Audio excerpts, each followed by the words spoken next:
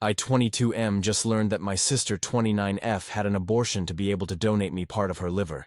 It caused her divorce. I can't stop hating myself. What really happened? I was very sick 4 years ago and was in need of a liver transplant. My situation was that it was very unlikely that I would get one in time. At that time my sister was pregnant. I didn't know as it was early, less than 2 months. My situation was getting worse, and my sister decided to do an abortion, and then 2 months later we did the transplant surgery. I never knew about the pregnancy. All I knew was that she gave me half of her liver. My sister and her husband divorced a year later. I didn't know the truth until yesterday when my mom slipped up about an abortion that my sister had. I asked her about it, and she told me everything. She told me that my sister made her promise not to tell me, and she failed that promise. My sister was very happy. My brother-in-law was a very decent guy. I knew they were looking forward to having children. They were great together. She always told us about how lucky she is to have found him.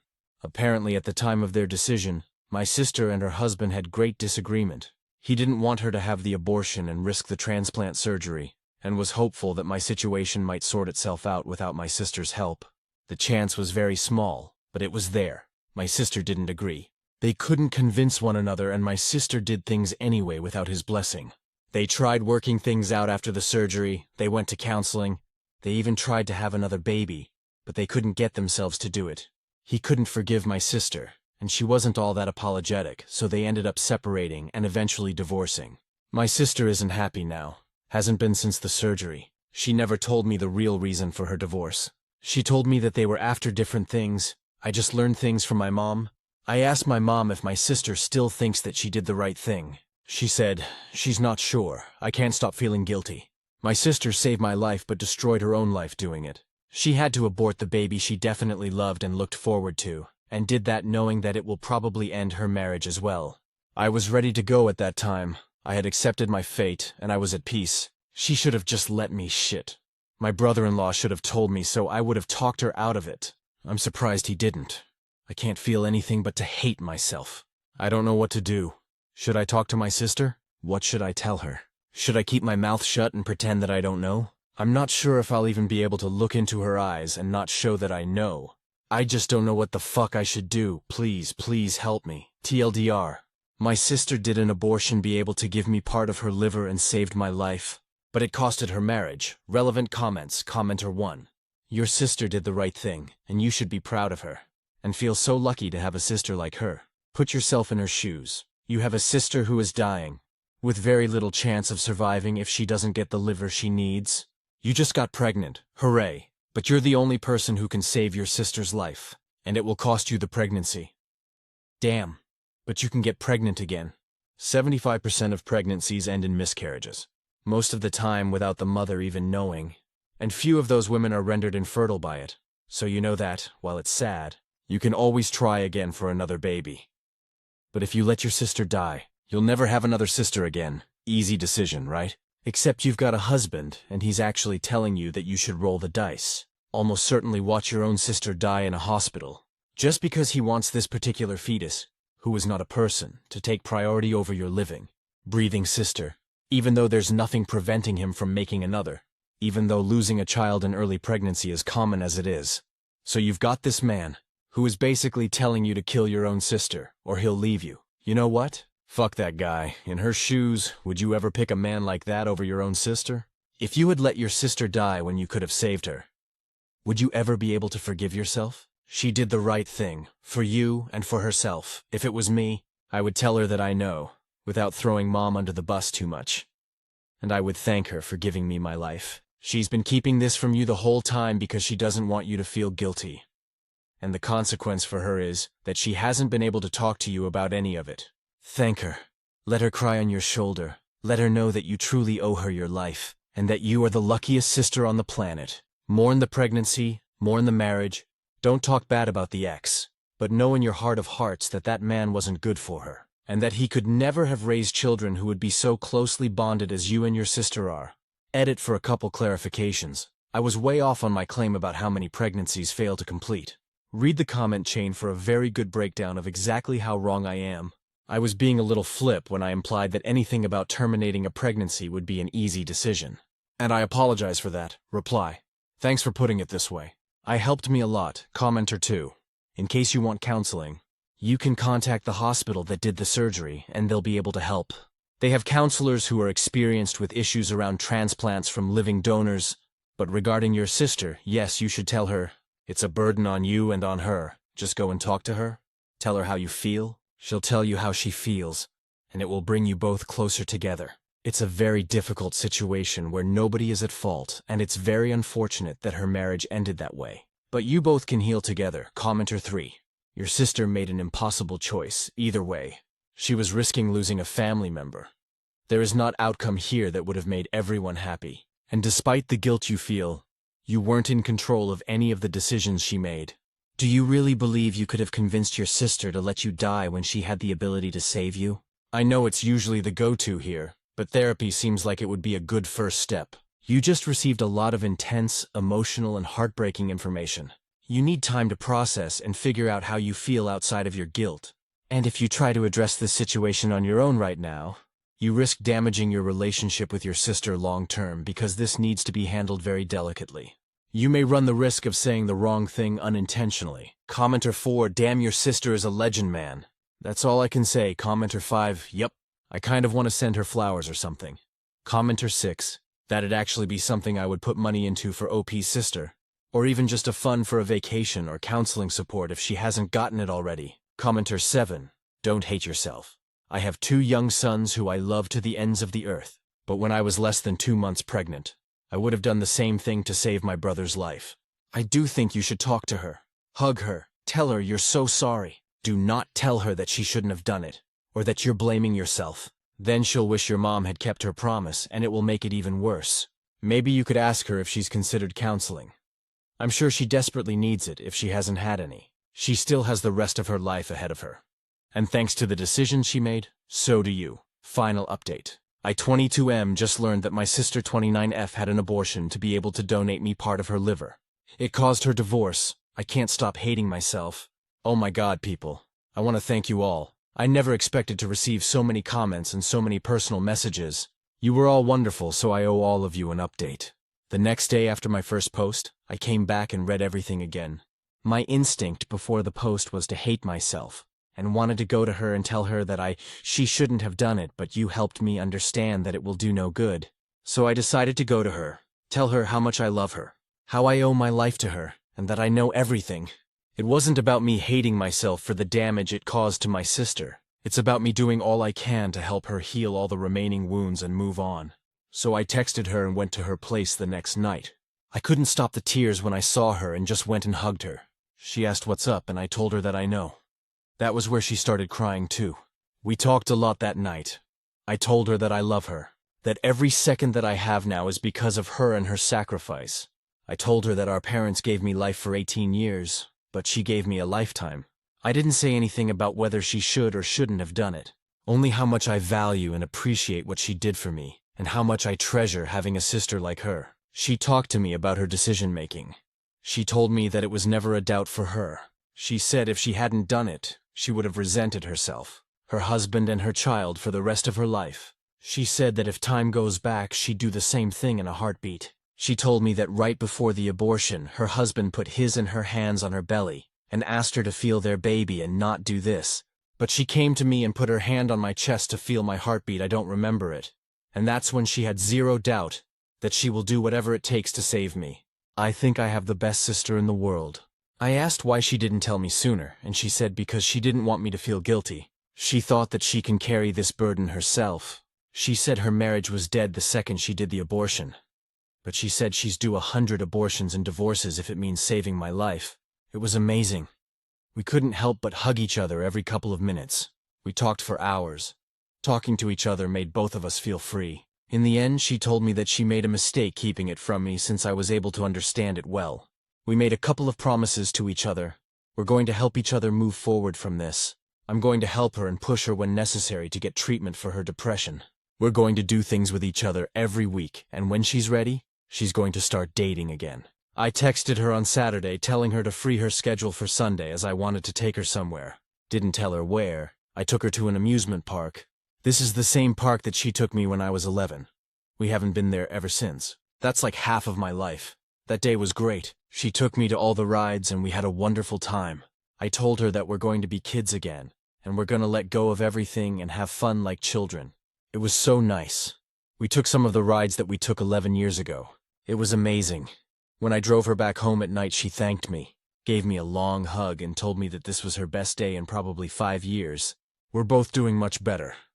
The truth brought us together, and we're helping each other move on. Even though it's been such a short time, she looks much happier. If anyone deserves happiness in life, it's her, and I'm sure she will find it. I'm sure she'll find the right person when she's ready. And she will have kids, and I'll do everything I can to be world's best uncle to them. TLDR. We talked for hours and discussed our feelings. It brought us back together. We promised to help each other. She's going to come back to life, and I'm going to be here with her every step of the way. Relevant comments, commenter 1. I'm so happy for both of you. I hope you have nothing but a lifetime of joy and love ahead. I lost my little brother, and sometimes it's hard to hear about all the awful siblings out there and the estranged relationships and people who take their brothers and sisters for granted. But this made me feel better about the world. Commenter 2, excuse me, I have something in my eye. Commenter 3, I'm just bawling. So much shit on this sub, so it's nice to see a happy ending like this. Commenter 4, your sister has to be one of the best people I've seen described on this sub. I wish you both so much joy. Commenter 5, she told me that right before the abortion her husband put his and her hands on her belly and asked her to feel their baby and not do this, but she came to me and put her hand on my chest to feel my heartbeat. I don't remember it, and that's when she had zero doubt that she will do whatever it takes to save me. I swear I'm not crying. Stories number 2. My fiancé threatened to break up with me if I told her best friend's husband that his wife is cheating on him. I am 27, have been together with my fiancé F28 for 12 years, out of which 3 years we have been engaged. I love her a lot, and everything between us has been great. We do encounter problems now and then, but every long-term couple does TBF. The problem we are having right now is not so much to do with us directly, but to do with my fiancé's best friend. I'll call her Beth in this post. Yesterday, while going to work, I stopped at a bakery and to get some breakfast. Right across the street, I saw Beth with a guy. First, they were just talking, and I didn't think much of it. And honestly, I was busy getting my sandwich. I turned around, and they were kissing. I got my phone and took a photo. Not the most ethical thing to do, but I thought the husband might need it. I got home, told my fiancé about it, and also shared the photo with her. She told me to delete the photo and just ignore it. I wasn't comfortable with this, and told her that instead, I would tell her best friend's husband, because if it was me in his position, I'd like to know too. Her concern with this was that it would really damage her friendship with Beth, and that's why I should stay out of it. I disagreed, and she told me that if Beth's husband found this out from me, I should consider our relationship over. Later that day, my fiancé apologized to me that she didn't mean the breaking up part, but I really shouldn't do this, even though that would be the right thing to do. I was still a little pissed that she would just throw away a 12-year-old relationship just to hide someone else's cheating, so I told her that I would tell the husband everything, and if she wants to break up over this, I'm fine with that. Definitely did not mean the I'm fine with that part, but I probably just said it out of pettiness, spite. I haven't told the husband yet, but all this has me questioning my fiancé's moral values and how she thinks infidelity is okay. Kinda fucked up. It's 8 a.m. right now where I live, and I haven't slept all night thinking about my relationship. She did kinda double down on the breaking up part at the end if I proceeded on telling Beth's husband, so I'm very conflicted right now. How do you guys see this situation? Should I tell him knowing that it might end my relationship? TLDR, what the title says, just to clear my stance. The husband will find out about this. May it be anonymously or directly from me or Beth. I completely understand that other people's relationship is not my business, and I should keep out of it. But there is one more relationship here. Me and Beth's husband, we might not be close friends, but we are friends nonetheless, so I owe him this much. My fiancé's moral compass is fucked up, and we need to talk about it, and we will, because this marriage won't work out otherwise. If this ends my relationship, then it really wasn't as strong as I thought it was, and that sucks. I have the photo saved in a safe place, and Beth's face is clear in it, so I doubt the husband will have trouble believing that his wife is cheating. I plan on taking to Beth too and telling her to come clean and do it the right way, because her secret is getting out one way or another. Definitely not having double dates with her anymore. Relevant comments. Commenter 1. She clearly knew her friend is cheating. If my BF came home and told me my friend is cheating on her husband, I would probably spend hours talking, dishing about it. With him, I wouldn't just tell him, ignore it. Her reaction is weird on so many levels, she knew. Now the question is, does she value her friend being a cheater more than your relationship, or does the friend have something on her? Also, I don't mean to pry, but why are you engaged for so long? Like, is the wedding on the horizon? Reply, her reaction was definitely weird as heck. Today I'll talk to her more about this and see where we both stand on the matter. Also, I don't mean to pry, but why are you engaged for so long? Like, is the wedding on the horizon? It's okay. We did intend to get married 2 years ago, but then COVID came around, which forced us to postpone our plans. Both our families live abroad, and both those countries were on the red list, so we decided to postpone until we can fly them here. Update. I told the husband. At first, I thought of doing it anonymously, but then I just went ahead and told him over the phone. He has filed for divorce and his wife left. The last time I talked to him, he said that Beth won't fight over the house. Their joint property, and had decided to leave. He told me that even if she comes after the house, his lawyer is confident she won't get it because of the infidelity laws where I live. This all happened weeks ago, and he is doing better now. As for my fiancée, she wasn't happy about this. I dumped her 2 days ago because she was giving me a lot of shit about how I broke her friend's home. I didn't do that. She did that to herself. We are currently talking about our living arrangements, and it'll most likely be her who moves out. Happy holidays, everyone. I hope your 2022 is as good as you are. Relevant comments, commentez 1. Good for you, dude. You did the right thing. Must have been a difficult conversation with both the husband and your fiancé. Reply, it was evident by his voice that he was on the verge of crying. I wish him good luck because he deserves better. Commenter 2. She was trying to covering up and maintain a friendship with a cheater. She put a cheater above her own relationship of +10 years, if she advocates that kind of conduct. Then she could do the same in the future. Huge red flag. So you definitely dodged a bullet. Reply. On the bright side, this decade-long relationship has taught me what not to do in my life in the future, so that's a plus. Commenter 3. Take your ring and run. Thou hath dodged thee bullet, and then tell the betrayed. Reply. She left the ring at her parents' house apparently. I should get it back though, since it's not hers anymore. Commenter 4. Where do you live that infidelity can influence the division of marital property? Reply, I live in Europe.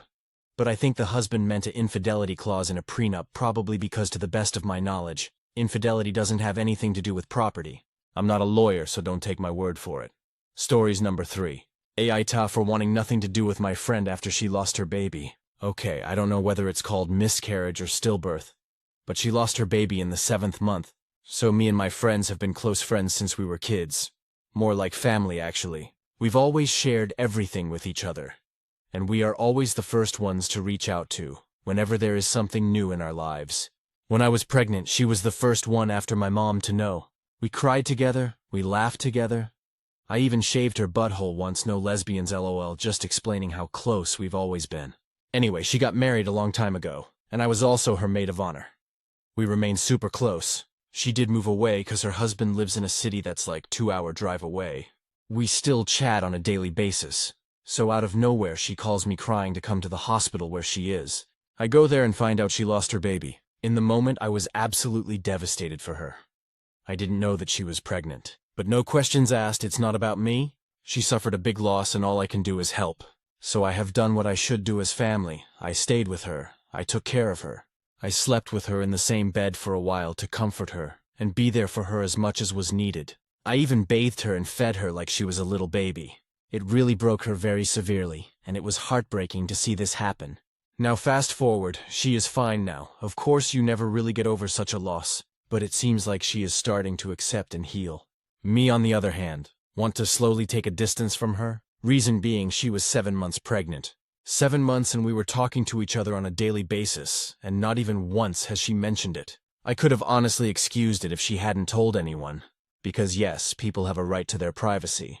And if her and her husband want to keep it a secret, okay, sure, yes, it would hurt because I shared it immediately with her. But everyone has their own personality and the way they deal with things. So fair enough, no hard feelings. The issue is everyone knew, everyone except for me. A mutual friend even told me that she was requested to not tell me, because she just rather me not know. It was the plan to only inform me when the baby shower would happen. And then it also clicked to me why she was avoiding to see me. Yes, a 2-hour drive is not nothing and we are both extremely busy. but it never reached the point of not seeing each other for months and months. But every time I'd come up with an idea, she had a reason why it couldn't happen. I didn't even ever think something like this was possible, and I still don't get it. I have always been her biggest supporter, and always have been so happy for her when good things happen. Anyway, this just made me realize that she doesn't see me the way I see her, and that's fine. She needed my help, and I would never kick someone who is already down, especially when I care about that person. But now that she is okay, I just don't want to have anything to do with her. I am just really turned off from this friendship. Her purposely wanting to hide things and even warning people she isn't even that close to not to tell me as if I'm some kind of enemy. And on top of that, lying to me every day. The amount of times she claimed to have gotten her period. My family says I should be first having a deep conversation about it before cutting her off. Because we didn't talk about it, I personally don't even feel like I want to discuss it. Like whatever the reason might be, I don't think it would be good enough for me. I didn't ask any questions or make comments when I was with her, because my main focus was her well-being. Anyway, Aita, because according to my other friend I am being a bitch for wanting to cause her another loss. Commenter 1. It sounds like you did everything you could for her when she needed you. But I'm trying to ask this kindly and tactfully. Where was her husband when you were feeding her, bathing her, and sleeping in her bed? He lost a baby also, yes? Could the answer to this question have any bearing on your larger question? Reply. He went to his parents. He was also very devastated, and both of them couldn't really be there for each other. Like they both needed help, so I stayed with her, and he did come check on her on a daily basis. To be honest, I did comment once to him that I'm surprised that I didn't know that she was pregnant and just pretended he didn't hear me. I'm sure he did hear me, though. Took that as a hint that he did not want to talk about it, and also felt like it was kinda rude to push for it. Main focus was helping out. Commenter 2. I feel like you should talk to her BC. It might be something to do with the husband. Also, because I'm nosy and I want to know why she would do that. Commenter 3. NTA for not wanting to associate with her. It's your choice to make. But I cannot understand why you do not want to ask her for the reason. Are you not curious? Reply. To be honest, I think it's a defense mechanism. I feel like her answer will be something that will just piss me off even more. But reading everybody's comment, I think it is the best thing to do.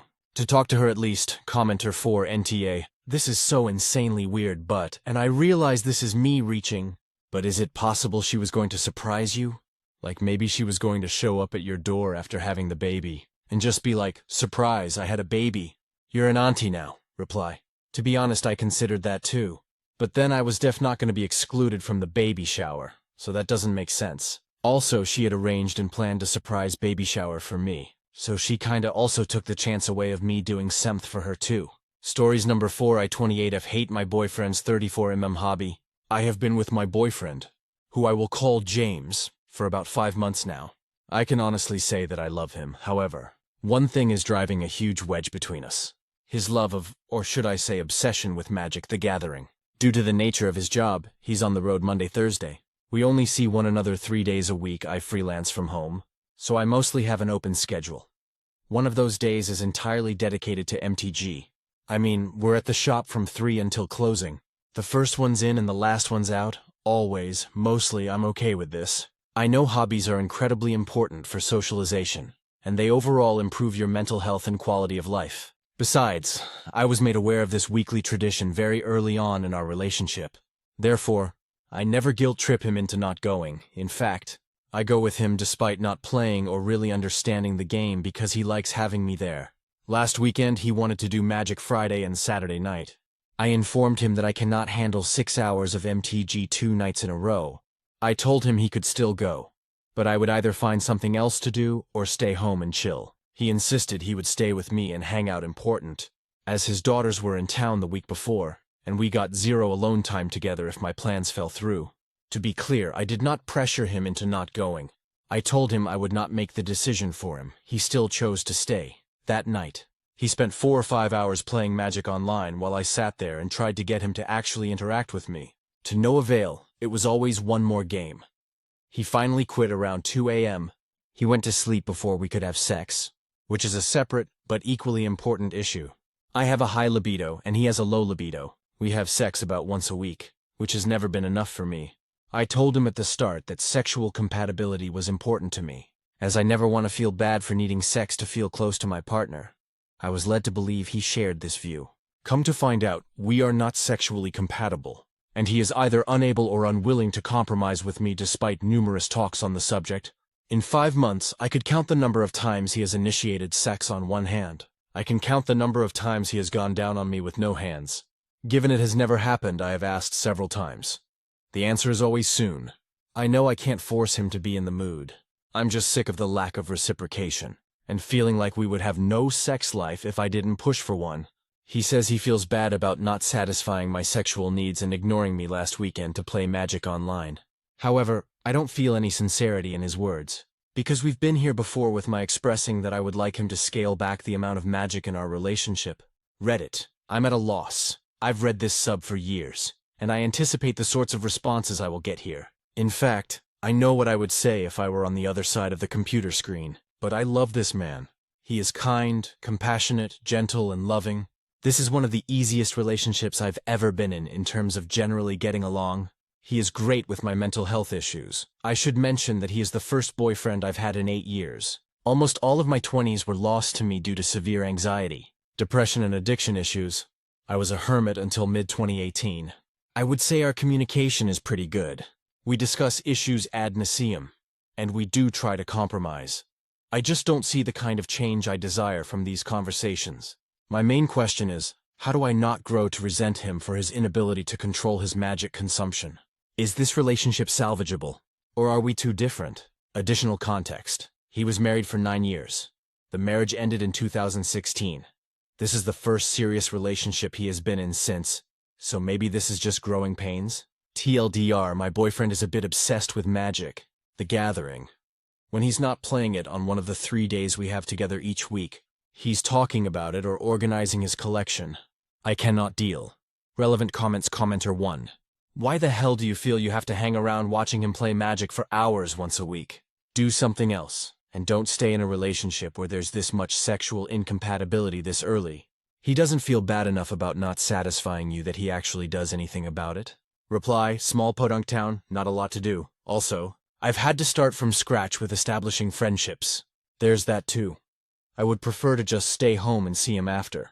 But he wants me there. We do spend an hour or so playing Pokemon Go, a game I began playing for him, but have grown to enjoy beforehand. Commenter 2.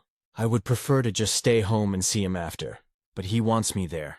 He wants you there so he can show off the fact that he has a girlfriend. I know guys like this, and their fundamental character attribute is selfishness. He shows it by monopolizing your time, and he shows it in the bedroom or while he's on his computer and you're in his bed alone. This kind of just okay enough relationship is going to rot you from the inside out. You'll slowly feel yourself dying inside as you try to suppress that persistent, panicked realization that this isn't right. And you deserve happiness, but he can't give it to you. Get out now, before you sink the next 10 unhappy years of your life. Reply, this was a gut punch update, so it has been 9 months since I posted. I got some good advice, which I mostly ignored, but I thought it deserved an update anyway. Despite the fact that it got little attention, the basis of my previous post was that my boyfriend was addicted to Magic, the Gathering. He constantly wanted me to come to tournaments with him and watch him play, even though I had no interest in the game and it was boring to me. Our problems obviously ran deeper than that. He ignored me to feed his addiction to video games including MTG, Arena, and he lied to me about our sexual compatibility very early on in our relationship. Well, I wish I could say I walked away shortly after that post. I knew deep down I should have, but I didn't. We stayed together almost 14 months, and not only did the situation not improve, it got much worse when he lost his job in early June. Still though, I loved him, and I thought he loved me, so I stayed and tried to remain patient with him. After all, he lost his job and that is an obvious stressor. Then, he got into school an hour from our hometown shortly before our 1-year anniversary, and it was decided that we would move in together the following month. Once I found a job in the big city, I did that a few weeks ago and I thought things were on track. Exactly 1 week before I was supposed to start, and we were to officially move in together, he got emotionally distant, which he expressed was because of stresses associated with a full-time job and taking night classes, but he never communicated any problems with us. Last Wednesday, he snapped me on the way to work, after ghosting me pretty much the whole day, to let me know he was rethinking our relationship. We didn't get to have a conversation about it for almost an entire day. We talked. He said he needed more time to think and would let me know what he decided on Friday. Then he called and broke up with me in a 10-second phone call 5 minutes before work that same night.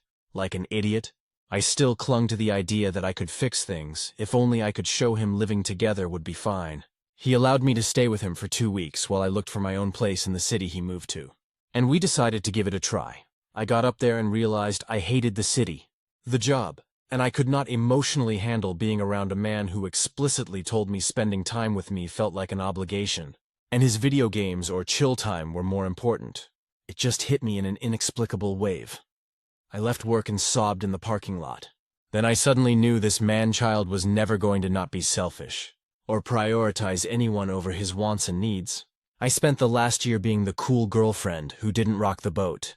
I put my needs to the side in order to sustain a relationship that was never going to work. One comment from my OP has remained in my head since I last read it. I know guys like this, and their fundamental character attribute is selfishness. He shows it by monopolizing your time, and he shows it in the bedroom or while he's on his computer and you're in his bed alone. This kind of just okay enough relationship is going to rot you from the inside out. You'll slowly feel yourself dying inside as you try to suppress that persistent, panicked realization that this isn't right. And you deserve happiness, but he can't give it to you. Get out now, before you sink the next 10 unhappy years of your life. It pretty much hit the nail on the head. I knew things weren't right, but I still tried and my efforts failed. It hurts like hell still because I do genuinely care for him. But it's for the best. I've moved from the grief and denial stages into anger. I'm angry with him for being so damn selfish and being so bad at communication. But I'm mostly mad at myself for getting into a relationship with someone like him in the first place. He says we should break up, work on ourselves separately, then try to find our way back to each other. And I thought I wanted that. But again, he is literally never going to change. I, on the other hand, I'm gonna go have some good sex for a change, with a guy who doesn't treat it as an obligation. I'm gonna reconnect with my friends, and use this learning experience to finally get my own physical and emotional problems under control. I'm not doing it for him, but for myself. I advise anyone who is dealing with a SO who has an addiction, or incompatible libidos to leave if you try to talk it out and nothing changes. You can't save them. You can only save yourself. Don't be like me. Don't waste a year of your life on a selfish person who only cares about their next fix. Be it drugs, alcohol, gambling, or a video game addiction, you'll find yourself miserable and alone in your own relationship. And you only have yourself to blame. Tell DR. Boyfriend was addicted to MTG and video games. He preferred them over me. Our libidos were also mismatched. We broke up and I'm better for it. Top comments, commenter 1. What resonated with me was you're talking about being the cool girl. I always tried to be the cool girl too. After some recent discoveries about my husband and getting into therapy for myself, I am finally okay with being myself and not cool. I'm not going to compromise myself any longer to try to make myself fit with him. Commenter 2, Gillian Flynn has the best take on the cool girl.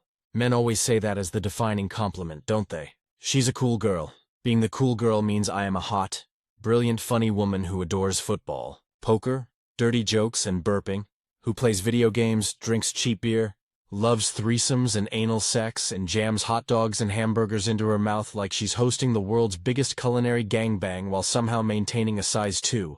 Because cool girls are above all hot. Hot and understanding. Cool girls never get angry.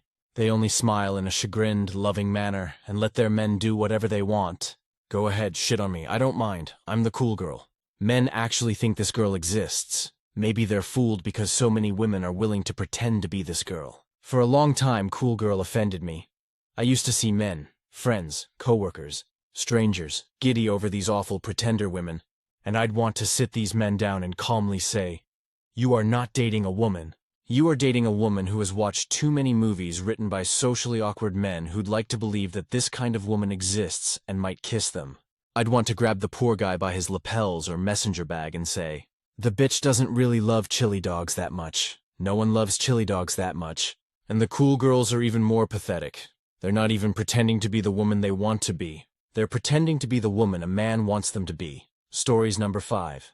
Am I overreacting about my nanny family having sex during the day? Hi everyone, I'm a full-time nanny for a stay-at-home mom with an 8-month-old baby. The baby is honestly perfect, so sweet and happy, naps great. I've been with the family for about 7 months now. The mom and dad are both amazing employers. They're super nice to me. The mom gets me Starbucks and acai bowls, even makes me lunch sometimes. I make $32 an hour with great benefits in a MCOL area. So overall, this is a dream job. Here's my only issue. I'm pretty sure the parents are having sex during the dad's lunch break. Maybe every day or every other day. They go to their room and I never see anything inappropriate. But sometimes I hear what I think might be the bed moving. It's not loud or anything, just enough to make me realize what's going on. Afterward, her hair is messy, clothes changed, that kind of thing. Today, I asked the mom what she was up to when she came out of the room, and she didn't really say much. I kind of jokingly said, "Oh, were you napping?" And she got a little red and awkward. That pretty much confirmed it for me. I know they're married adults, and it's their house. But it still makes me feel a little uncomfortable since I'm there taking care of their baby. They're not being disrespectful or obvious, but it just feels weird. Would it be totally out of line to ask them not to do that while I'm working? Or am I overreacting and should just let it go? They really are such a great family, and I don't want to make things awkward if this is just me being overly sensitive. What would you do? Consensus. Everybody tells her to not, under any circumstance, say anything. Comments by OOP. I truly feel weird about them doing it with me in the house. I'm shocked so many people don't care, but I'm working. You don't think it's disrespectful to fuck while someone's taking care of your kids under your roof? It's making me uncomfortable. They both go in the bedroom and come out messy hair and smiley. It makes me feel weird. The baby is napping at this time usually. I feel it's very awkward. She comes down after having sex with her husband. He goes back to his work office. I know what they were doing. It's just weird. And then she comes down and asks what I want for lunch. It's very awkward. They both come down smiley and happy and in a good mood. Like, guys, I know what you just did. You just had sex, mostly it's awkward. MB will come down after changing her clothes, can tell she's showered and starts making us all lunch. Like, I know her husband's lunch break has ended, they were too busy fucking. He eats in his office, she takes his lunch to him. It's very weird. But mostly it's just very weird. Like, MB is in a good mood. Like, I know you just had sex and her husband sometimes come down to grab a drink from the drink fridge and he's happy too. Like, it's just weird. Fuck when the kid goes to bed. I think it's weird for adults to be having sex every day or every other day. There's other ways to support a relationship. This isn't rage bait, this is how I feel.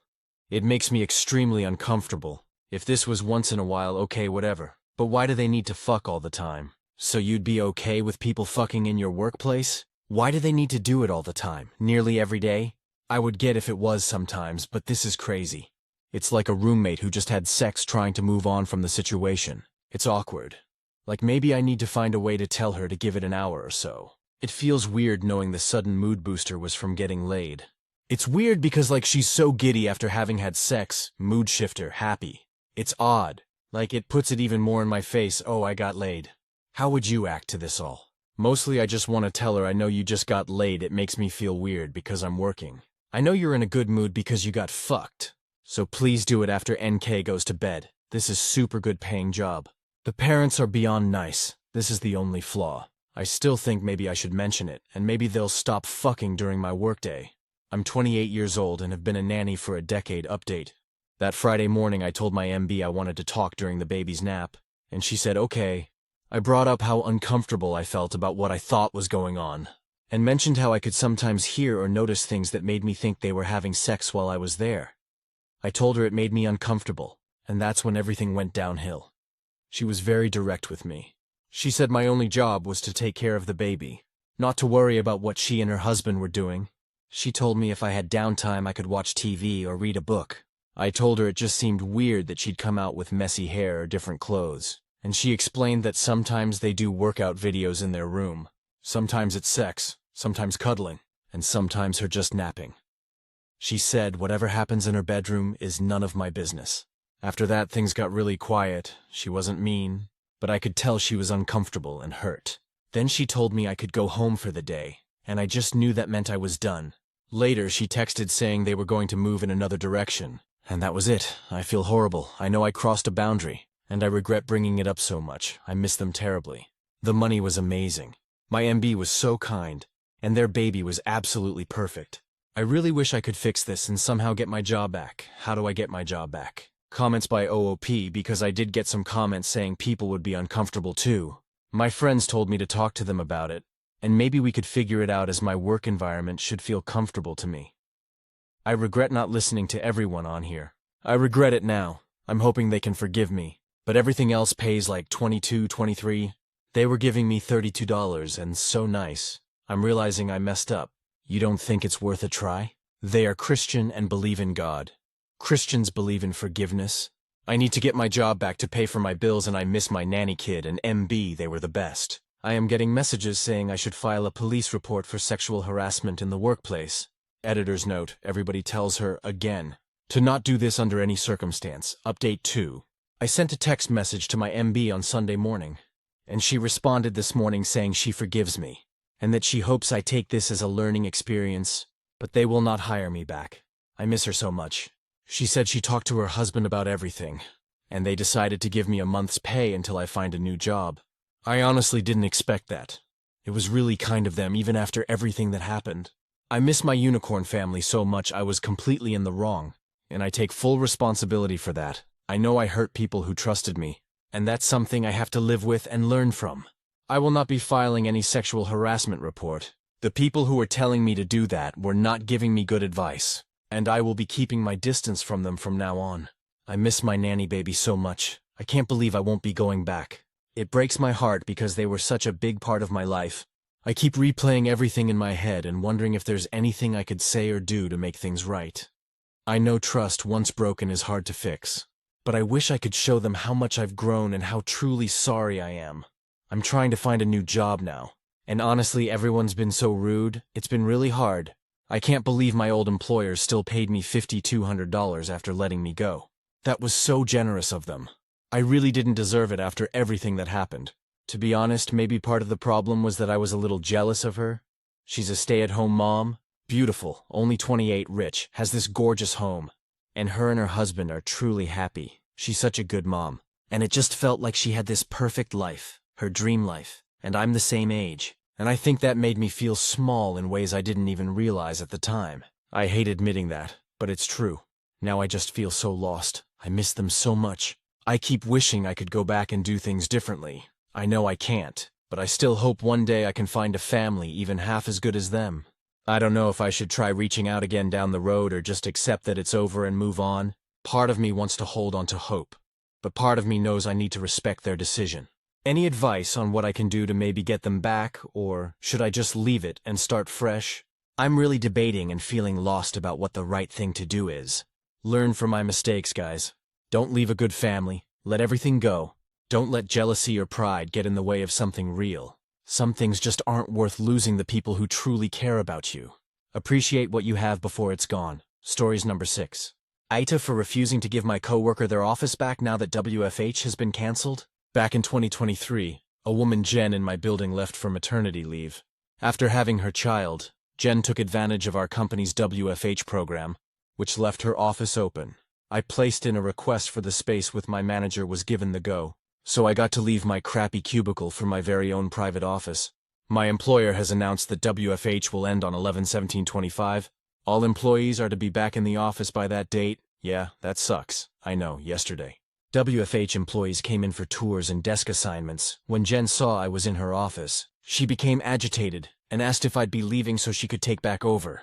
I told her flatly that I had no intent to give up the office. Jen spoke with a manager about this, and management's immediate decision was that I was under no obligation to move out of the office. I was approached and asked if I had any interest in returning to a cubicle. I said no, and there was no follow-up from my manager or HR as they both see the matter as closed.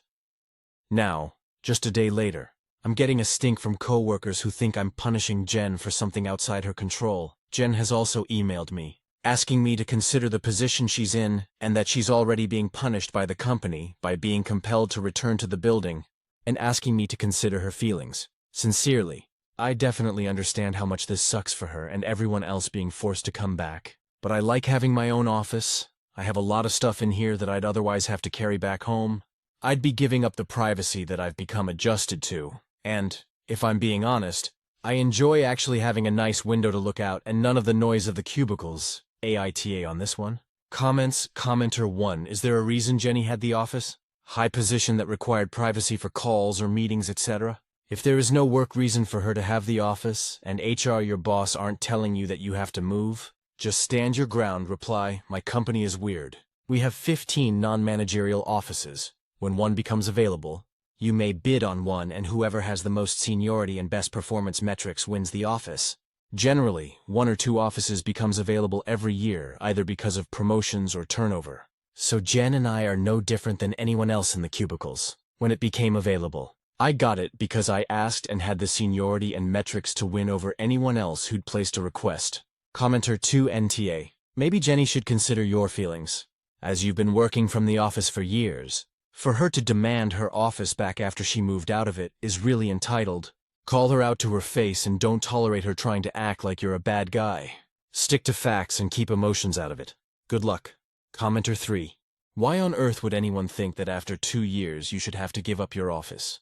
I hope this is fake, but your response to Jen should be, I appreciate the situation you're in, but I have been in this office for 2 years. And even management has said that I am under no obligation to vacate it because you have been forced to come back to work in the office. I hope the company can find you a placement that is comfortable for you. But I intend to stay in this office. It is not your responsibility to make adjustments, because she is now being forced back to the office. Keep notes on any interactions with Jen or other employees which seem to be related to this, in case they are needed for HR at a later time. NTA Commenter 4. I would hold my ground and make HR upper management make the final determination. If they did, and it's your office, then tell her to nicely kick rocks. The company is who allowed her to work from home for 2 years. They are the ones doing this to her. Not you. Suck it up, Buttercup. Stories number 7. Ending a 7-year relationship over socks and crumbs? I feel like I'm going crazy. I love my boyfriend very much, and we have a great relationship. But there's so many small day-to-day things he does or doesn't do that accumulate and make me feel like I'm constantly being a nag. And it makes me want to end the entire relationship and just live alone. Examples: he gets home from work and takes his socks off right away, but always leaves them under the living room table right where he took them off. He'll cook a big meal in the kitchen and then tell me he cleaned everything up, but nothing is wiped down and all the dishes are just on the drying rack for me to put away. If I don't put the dishes away, they just sit there, completely dry, for days. I can't do my laundry with his because he constantly leaves tissues or pens or random shit in his pockets that have ruined my clothes. He basically refuses to use plates. I literally do not understand why, and just sets his food down on the table, filling the rug and the table with crumbs. If I nag him about it, he goes up and rips off a sheet of paper towel to put it on instead.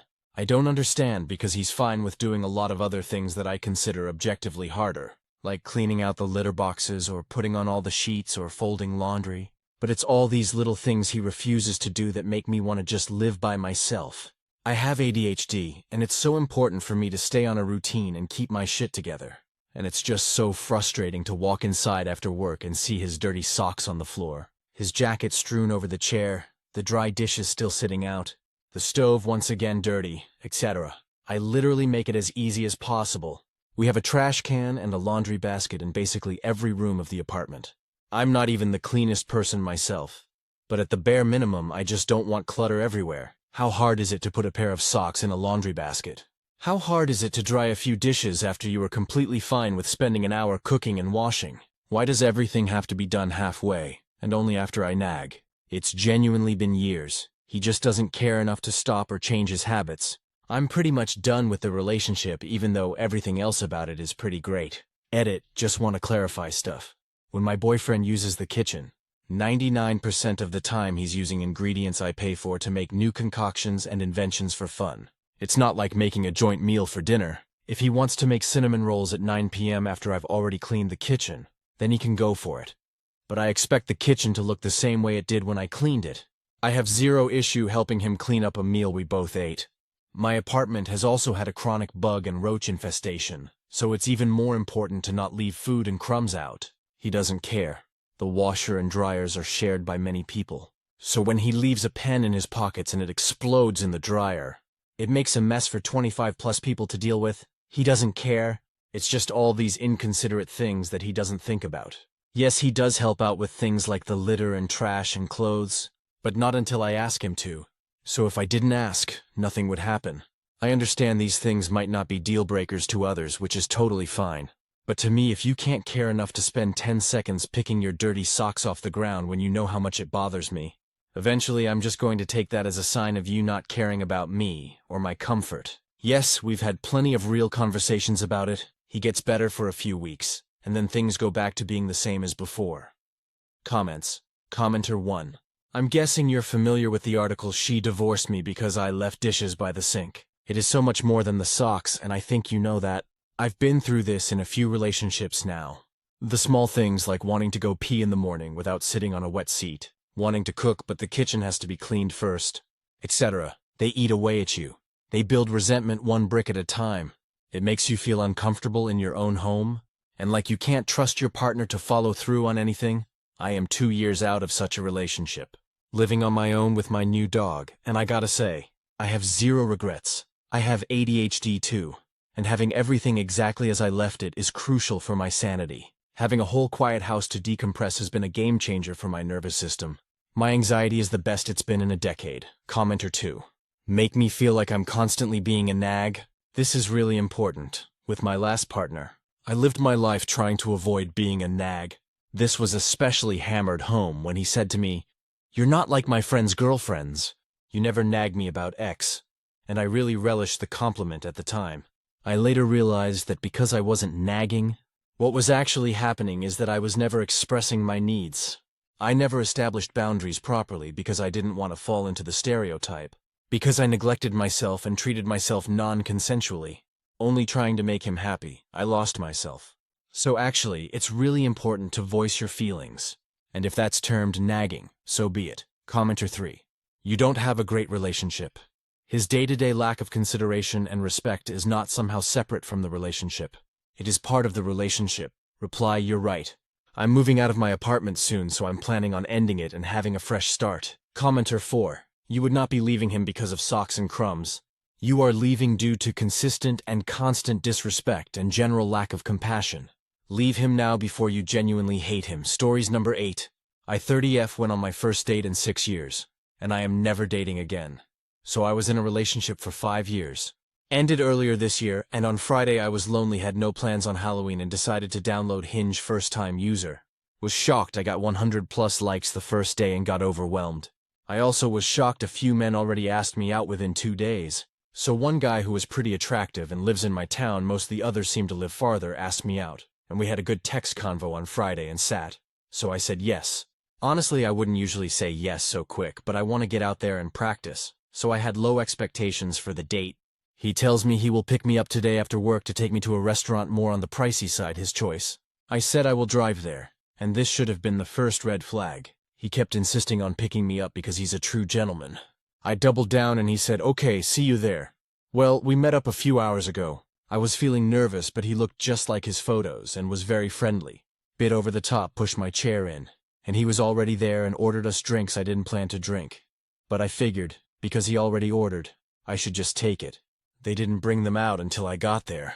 So we end up talking mostly about what we are looking for and our jobs. He gets vulnerable and says he truly wants love, blah blah, and he feels something different about me versus other women he has met, blah blah. Honestly, I wanted it to be true, but I have always been a pretty skeptical person.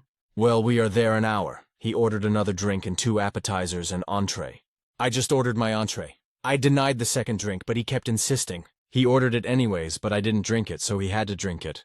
I get tired when I drink and told him I don't do more than 1. He laughed and said he had to use the bathroom since he drank so much. I had a weird feeling at that moment like, oh, don't tell me. Well, I waited about 5 minutes. Waitress came to check on me. I told her I was on a first date. Not gonna lie, the tears started flowing a bit because I was so embarrassed that I likely got left with the bill.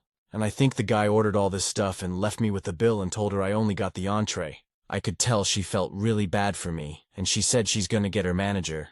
I gave the manager his name and showed his photo to them. They said they will split the check to just include my entree. And at this point it's been 15 minutes, so it was very clear he left. Just want to say that I'm never in my life going on another first date off an app because what the actual fuck was that? Comments, commenter 1, meet for coffee, meet for coffee. Fuck guys and gals like this. Dating in LA sucks. And after I got burned a few times, I just meet people for coffee. You know what? I meet my lovely wife for coffee, and it's been 6 years married. Don't give up. Meet on your own terms, and you will find the right partner for you. Sorry this ass clown hurt you, but he didn't. and you'll find love and he'll be out there lonely. You win, commenter 2, I think you just dodged a bullet. His insistence on you drinking and then him running off makes my paranoid brain say he was planning on doing something to you. Commenter 3, here is important takeaway from this. You were a boss, you held your boundaries, you stood your ground, and you listened to yourself. You deserve a huge pat on the back for handling this so well. His bad behavior is not your problem. I wish I knew how to stand up like this at your age. My hat is off to you. Also, fuck this guy, commenter 4. Don't let this dissuade you. I have met nice men on Hinge. Please don't drink something you've not ordered or seen served to you, though. There are a lot of dodgy men out there. I also assume any man who is complimenting me a lot and trying to get me to drink more is probably just trying to get laid. Stories number 9, Aita for refusing to take down my post and letting my ex face the consequences of her cheating. I was with my ex-K for 2 years and living together since a year. To make all the drama short, I found out she was having an affair since 6 months with her boss. I found out about it and broke up with her on the spot. K didn't even try to justify or deny it and just moved out. But here comes the main thing on all this mess. Honestly, I wasn't expecting that she would bring our breakup on IG. But she did with the classic BS of me holding her back. A brighting future was waiting her and all this type of stuff. But here comes my part, because the one thing that made me mad as hell is one of her posts when she said that I was abusing her emotionally and physically. I have a special spot on this because I volunteer in one of those abused women's centers. And I provide housing for real victims of abuse. It's a long story about a female friend of mine who died because of her ex, and that thing particularly touched me, and it was the main reason why I'm volunteering. So you can imagine the rage and anger I felt when she posted about this fake BS. So I simply made a post on my IG page with the proofs of her cheating and tagged her directly. Well, the part I wasn't expecting comes now, because, to me, for no reason it's like I decided to make my post goes viral in our community, and the internet rage started under her posts. I was expecting maybe someone calling her out, and nothing more, but the consequences hit at her harder than I could expect, because in just 2 weeks her profile is full of people calling her every possible name in the book, people wishing her the worst stuff and all these things. But K, being K, instead of doing what normal people would do, doubled down and got even more hate and worse stuff than I thought was possible. But the cherry on top was the fact that she is now on administrative leave because apparently her boss tried to throw her under the bus to save his job, and mostly because her job's page became flooded with not so kind comments about her from the classic fire her to stuff I can't say here. And the most insane thing happened 3 days ago, because her car has been smashed by someone. Not me, obviously, because I have better stuff to do than worrying about a cheating ex. And even her own family started to get harassed by people and on their socials. And yesterday she wrote me from a new number asking me to delete my post, because she couldn't keep up anymore by people insulting her on every post she makes. And the job thing was the last straw. Honestly, I wasn't expecting all this mess, and of course some people crossed a line with her car, her family, and her job. But you know what? I don't feel bad for her at all. I mean, she knew about my spot for abused women and tried to paint me as a villain by accusing me of stuff she knew exactly how I feel about. So maybe it's because it's all still fresh. But I don't feel bad for her and have no intention to take down my post, which actually gained me 50K followers out of nowhere. So Aita for refusing to take my post down and letting her face the consequences of her cheating. Comments. Commenter 1. Ask her to post a retraction and apology to you on her social media. She made false statements that would threaten your job and reputation. So until you get at least that, fuck her. She made her bed, she can lie in it. Commenter 2. Ditto. She needs to both apologize and retract the accusations of abuse. Commenter 3. Publicly. Commenter 4. Tell her you'll consider taking it down if she issues a full apology and retraction to social media. Commenter 5. You don't owe her anything. If you want to be nice, take it down. But not if she's just going to lie about you again. She can certainly just delete her social media and not deal with any of this anymore. That's probably the best idea for her now. If you want to work with her, I would say you can take your post down, since it's already done its job, but she needs to make a post admitting that she lied about you. If she's going to tarnish your rep, she has to be the one to clear it before you take your post down. NTA update. Here is the update on how things ended up, and I really hope to post again about more funny and better stuff than all this drama. In the last post I talked about my ex texting me to delete the post and end all this charade, and at the end we come to an agreement. The agreement is extremely simple. She makes a public post on her IG page in which she honestly tells the truth about how our relationship ended and takes full accountability for her false allegations, and then, and only then, I take down my post. 3 days ago, she agreed. And she did actually, under that post. She got more hate than before, but that's not my problem, and I did the same. About all this mess, I have to say that in this last 2 days after her apology post, like I call it, the situation have calmed down pretty naturally. But she still receives hate and death threats. On this part, I have to say that before deleting my post, I made it clear that insulting my ex and wishing her death wasn't normal. So to please stop all this charade and respect her apologies. So until now, her profile passed from 2K comments to almost 500, and like I said, almost all not exactly kind, but the situation is going better, and I think because people got tired of this drama and simply moved on another one. In the last post, someone talked about a lawsuit for defamation, and you're absolutely right, but I just didn't have any intention and energy for something I just wanted to make disappear faster than I could. And for the last point, someone asked me if I resented her for all of this mess, but actually I don't. What I feel for her is just pity and disappointment. The internet rage did the rest, even if I don't approve obviously for the death threats and all the extreme part. So, that's it, and I really hope to not update you anymore on all this mess. Comments. Commenter 1. Sounds like she didn't have shame to begin with. So all well that ends well. Reply. Exactly. I would have never imagined all this mess, but here we are. And all this because of her victim complex, like I told her. Commenter 2. Wait, you actually told her that, as in actually used the words victim complex? Holy shit, now I gotta know what her answer was to hearing that. Also good for you for making her take accountability. Reply. Her words. There is no need to be cruel. Like seriously? Commenter 3, still NTA. It seems like she got what was coming to her. Minus the death threats, of course. Those should never happen. It's like accountability is like kryptonite with her. She only did the right thing when she had no other choice. I wish there was a way we can see this stuff when we meet them so we can avoid the toxicity.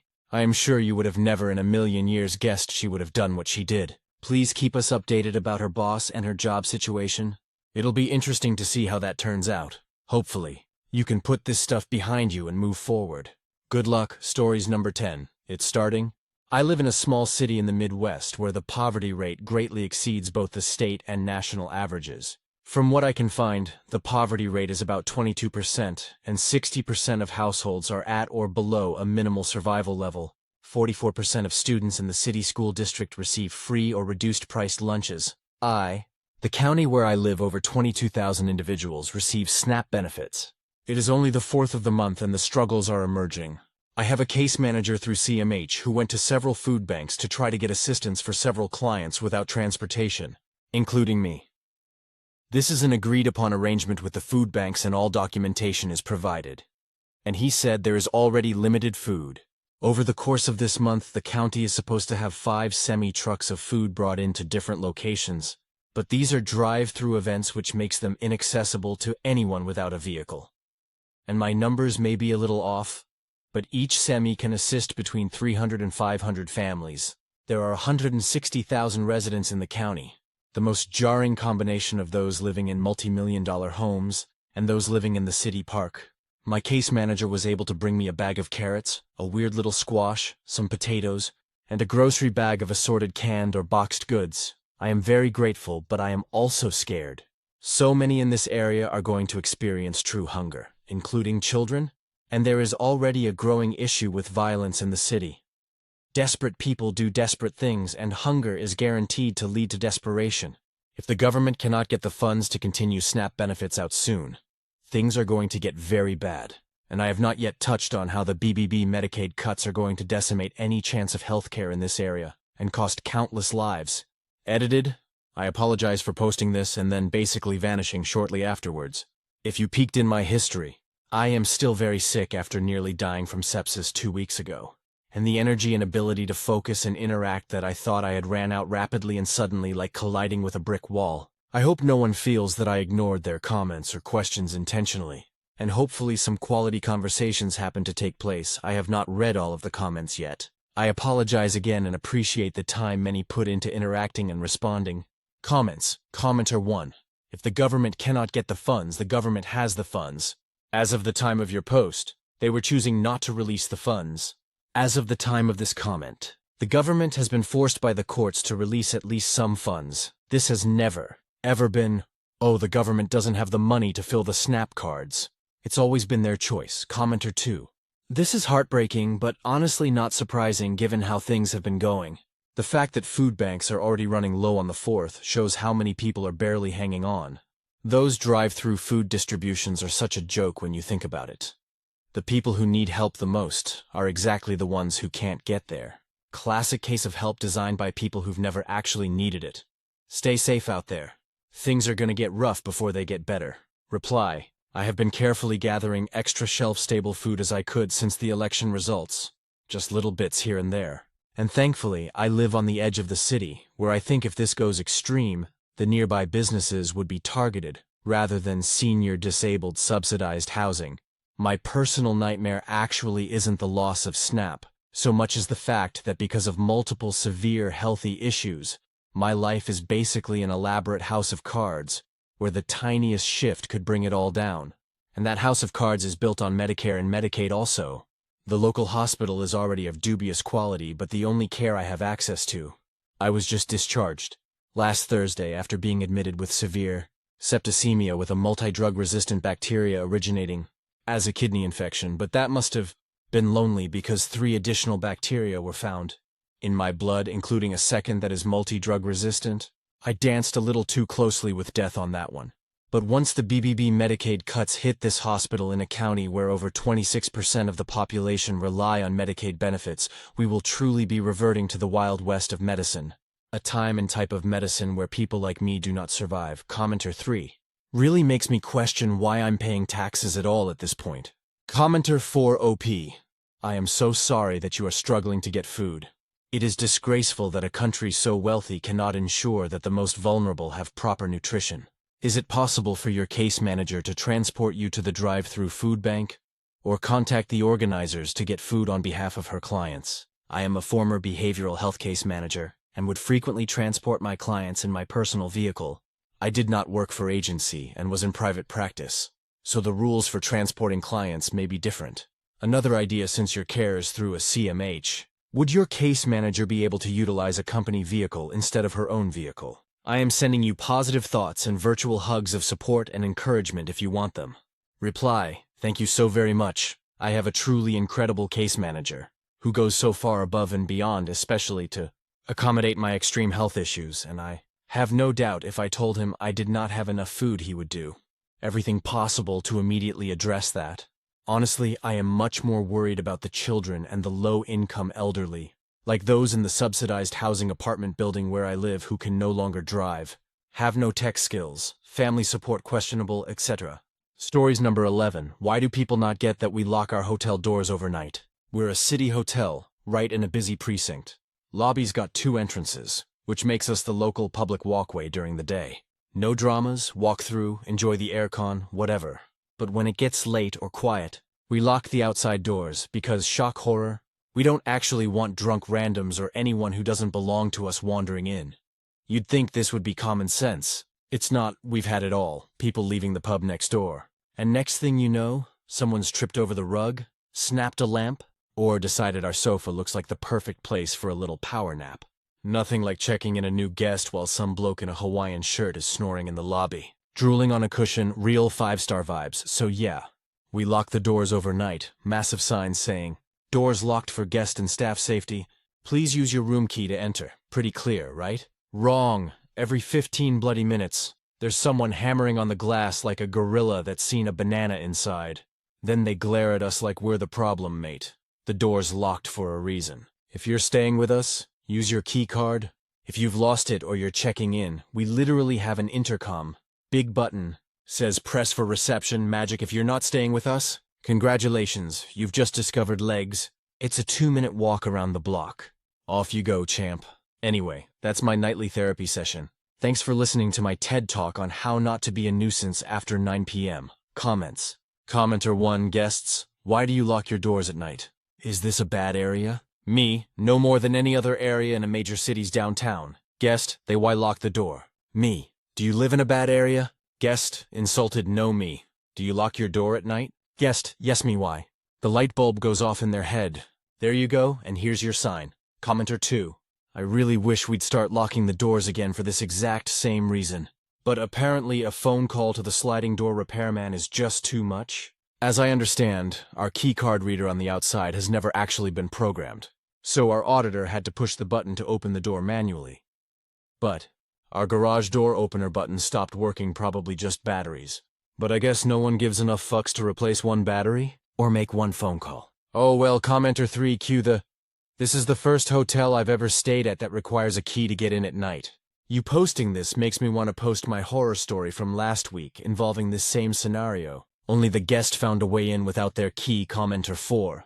I worked in a hospital where the main entrance was locked after 9 p.m., so the only way to get in was through the ER. This is pretty standard for hospitals, but if you're not familiar with it, you can be surprised. The problem was that at my hospital, you naturally drive past the main entrance first. And if it's dark and you are in a panic, people didn't always realize they needed to keep driving. Hence the legendary night janitor who delivered not one, but 3 babies in 1 year before medical staff got there. Give that man hazard pay. Stories number 12. ATA for telling my husband I don't enjoy doing his laundry. My husband and I have been married for 2 years now. Been together for 4. I am 24 and he is 27. Recently, I have been stretched quite thin between full-time work and full-time school. I recently got more hours at work. I am almost done with my degree. I know I haven't been as happy or affectionate, but I thought it was understood that this will just be a moment in time where I am busy and working hard. But it will be over eventually. My husband works too. A 9-to-5 office job. The thing is, after a day full of work and classes that go into the night, I come home and make dinner, do dishes, clean up the living room, etc. I have sat him down and explained that I have been unhappy, because even once I am home, it is impossible to rest. He said he understood and would do more tasks around the house. I made him a list of chores that would be helpful. He has done one, and it was for a single day, nothing since. I am feeling fed up. The kicker is, yesterday he said that I haven't been as affectionate and he misses me. I told him that I've been so busy, and with the house chores on top of work and school, I just cannot get in the mood to even cuddle or hug. Honestly, it is hard to be attracted to him right now. But I didn't mention that. He got angry with me. He started saying that I clearly didn't care about him because I know that physical touch is his love language, and I have been depriving him of that. All I did was tell him, do you think I enjoy doing your laundry? Cleaning up after you? Those are labors of love. It is not like I would do just anyone's laundry. You don't clean up the way you promised me you would. So if anyone is lacking in the affection department, it is you. He went silent, grabbed the keys, and left. I feel really guilty that I accused him like that. Should I call and apologize? Comments, commenter 1, girl don't call. Let him marinate in that silence. Maybe he'll finally hear the mental load echoing around the empty ass house he doesn't clean.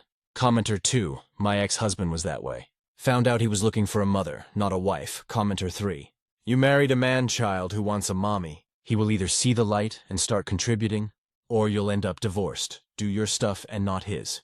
Let stuff get dirty and pile up, but don't be passive about it. Let him know why you are doing it.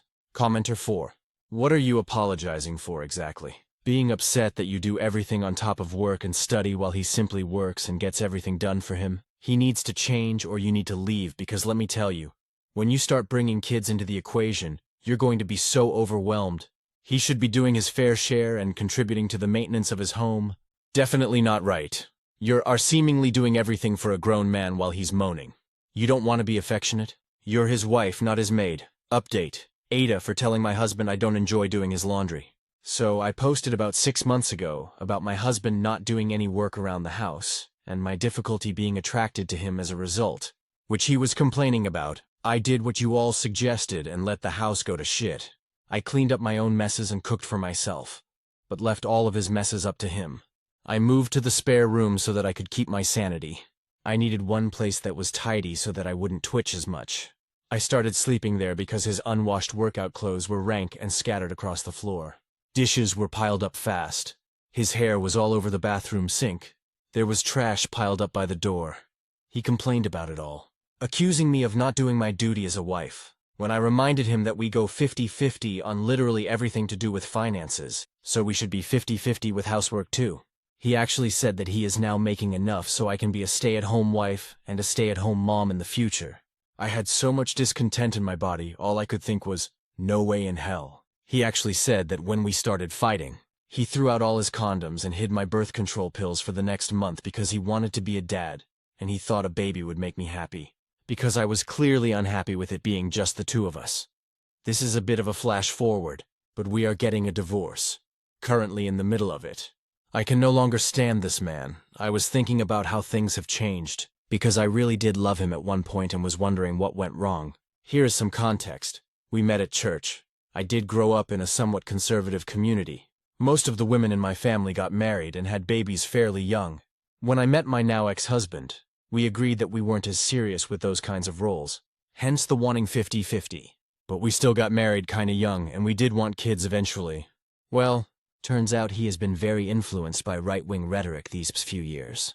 His view on women has entirely shifted. It entirely sucks. But it feels nice to be able to put my finger on it. Who he has become wasn't who he always was, and the same goes for me. So, I am finally figuring myself out, seeing what it is that I want. I relied on him for decision-making way too much, and let he want take priority. It's nice to go grocery shopping and pick out the flavor of ice cream I prefer. Comments, commenter 1. That period in the spare room was probably the best choice you made. You created a safe space and gave yourself the sanity needed to see the bigger picture clearly. You saw what happens when you let the house go to hell. He blamed you instead of picking up his own socks. You realized you deserve a true partner, not another child to raise. This divorce is a victory, not a failure. Reply. That is very kind of you. 3. It most definitely feels like a new beginning. Commenter 2. OMG. I'm actually so disgusted that he threw away the contraceptions and thought a baby would do you good. If your pre-baby relationship isn't great, there's no way it'll be fixed after a baby. It will only explode. I'm so grateful to know you got a divorce and stood up for yourself. Commenter 3. What changed is that he started by lying about what he wanted. He wanted a wife who worked, housekeeper, and someone to bang. So he stopped acting like someone who wanted a partnership and behaved as someone who wanted a servant. Commenter 4. Good for you. I can't believe I can. His brainiac power move was, I figured that if you're feeling overwhelmed by doing all the chores, you just need a baby that I'll also neglect. Enjoy your freedom. I hope he's miserable in his squalor. Stories number 13. Aita for refusing to care for sister's kid during surgery. My sister 34F has a kid 6M who has always been rude to me. 36F. He has called me names cause I'm overweight, and whenever he's been at mine he has just made a mess. Screamed. He left the fridge door open and threw food on the floor once. He just seems to have some kind of behavioral issue. I told my sister I don't want to look after him again cause I can't control him. I'm not a parent, and I just don't know what the right tactics are. She was okay with it as she has other friends who can take care of him. Thing is, she is now about to go into hospital for a surgery, which will have her out for a few days. And she's telling me there is nobody who can look after my nephew for that time.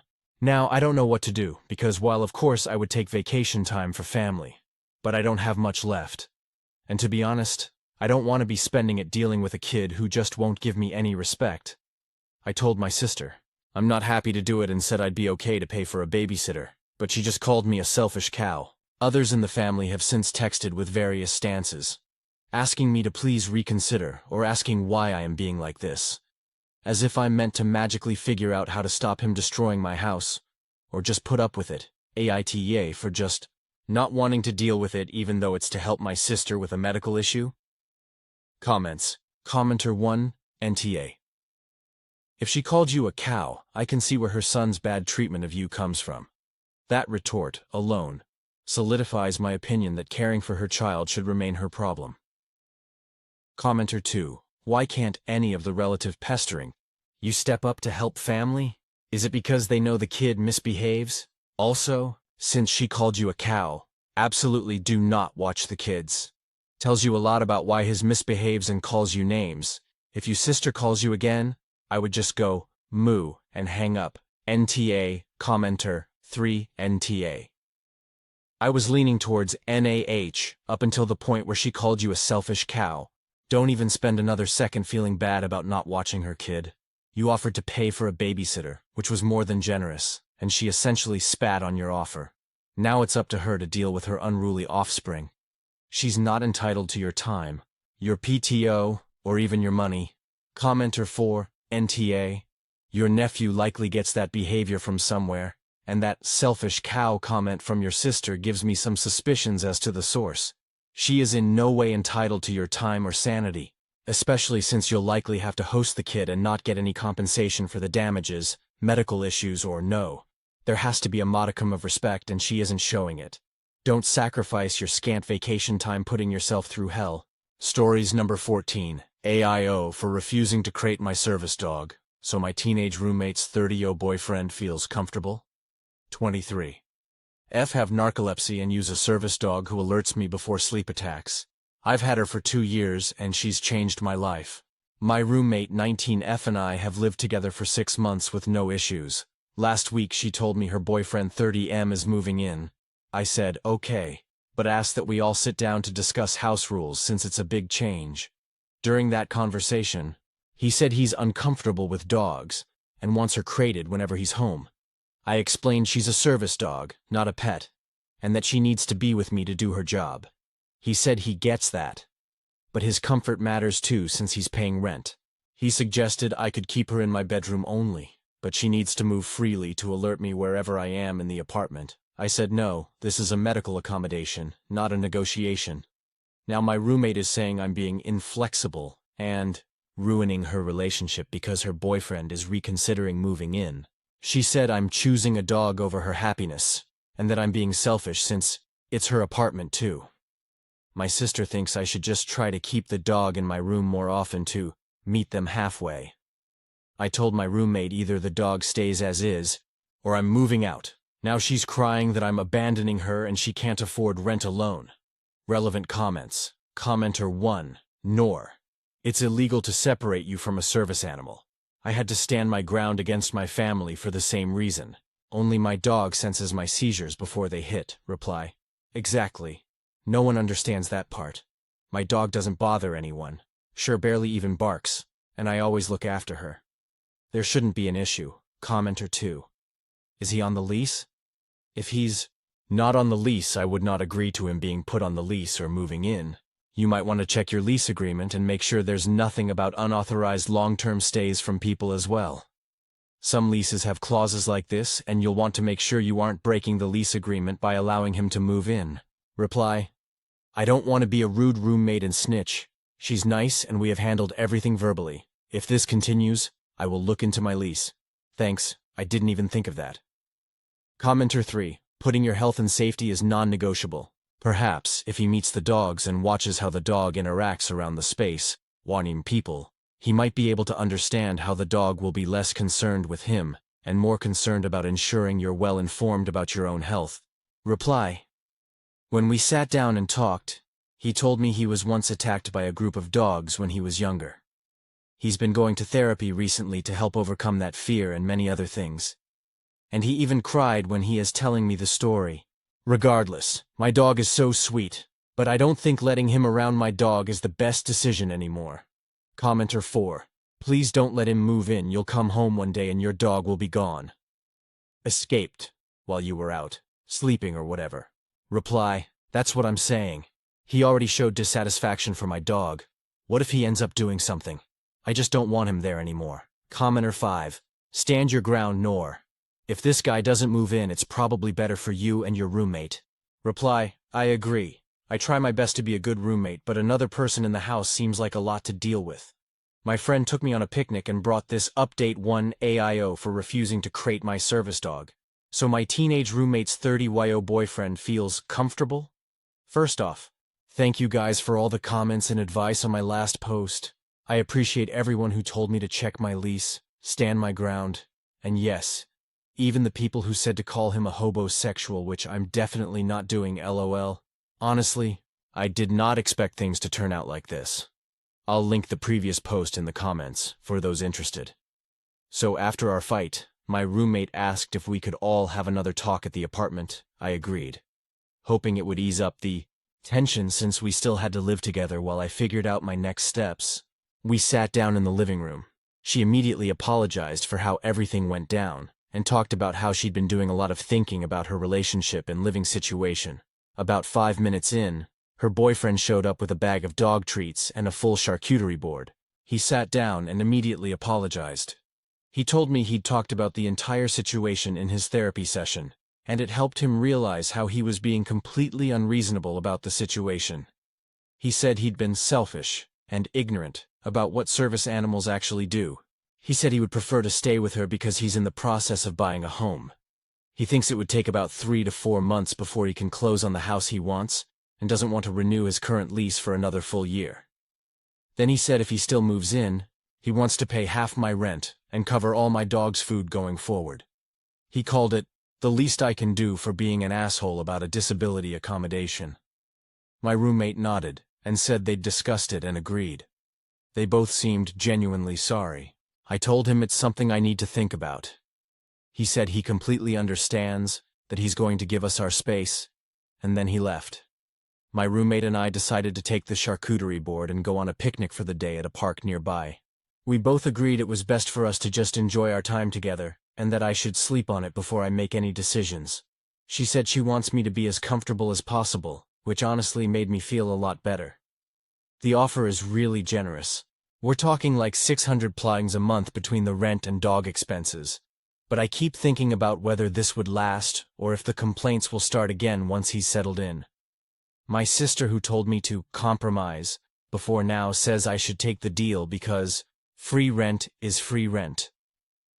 But my mom thinks it sounds too good to be true, and I should still move out. AIO for still being hesitant even after the apology and extremely generous offer. Relevant comments. Commenter 1. Why do you have a teenage roommate? Reply. Last year of college at off-campus housing. Commenter 2. Does sound too good to be true. Will your dog be safe? Reply. That's the most important question. Commenter 3. Do not take the bait. Reply. I don't want to. But TBH, it would really help me financially. Commenter 4. 2K for being an asshole seems unlikely.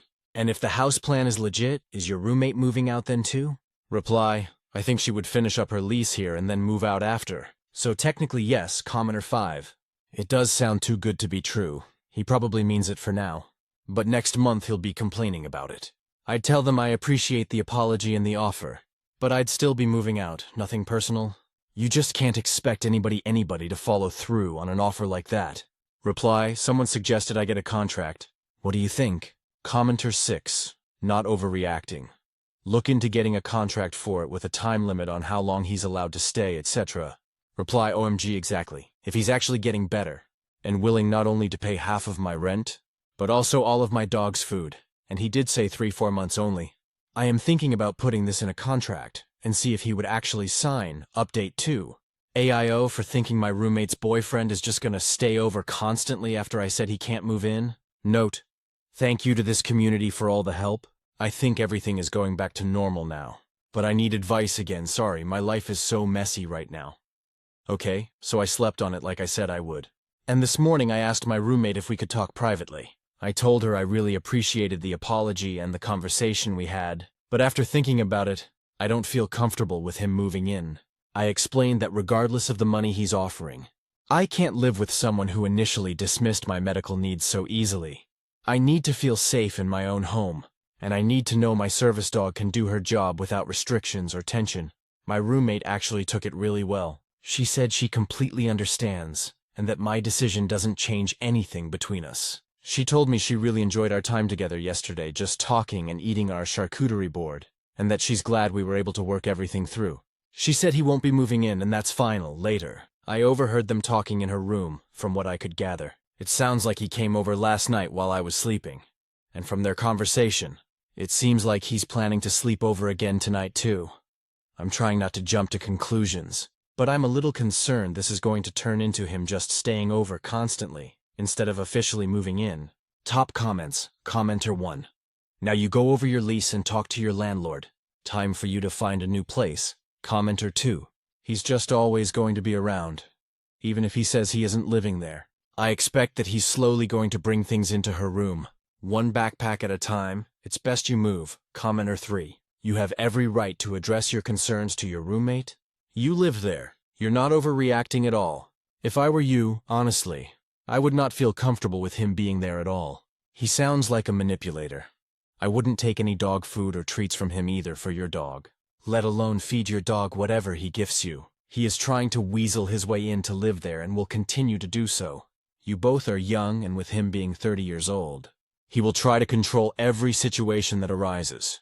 Your friend should seriously think about the relationship with him. Commenter 4, so this dude is still moving in anyway? Unofficially, you need to speak to your landlord about him always staying over. Wanting to move in and now back to staying over when you said no. Commenter 5, nor. You need to make a final decision and move.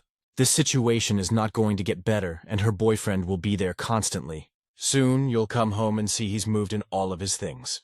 At this point, you need to tell the landlord a third party is living there while still making arrangements to move. You will not win while your roomie and boyfriend are plotting behind your back. Please move and do not sign another lease or you will regret it. Stories number 15. Told my wife F35 that she couldn't do it without me M34. Turns out she can. My wife and I don't fight much. And when we do fight, we usually communicate well afterwards, and things go back to normal. I brag to my friends about how reasonable my wife is, and her ability to communicate and empathize is something I deeply admire. She doesn't hold grudges. She talks me through my rough times, until now, due to a fire. My wife is out of work but still earning her salary, thanks insurance. We decided she would stay home with our young son while out of work. She doesn't love child rearing, which is something we knew going into having kids. Honestly, it's hard to tell. She's a great mom, present and loving even when I can see she's struggling inside. I give my wife a lot of breaks. We co-parent, split bedtime routines for our 2 kids. We both pull our weight. Yesterday was a snow day. My daughter was home with my wife and son. I was working from home downstairs all day. I helped my daughter with cyber school until noon.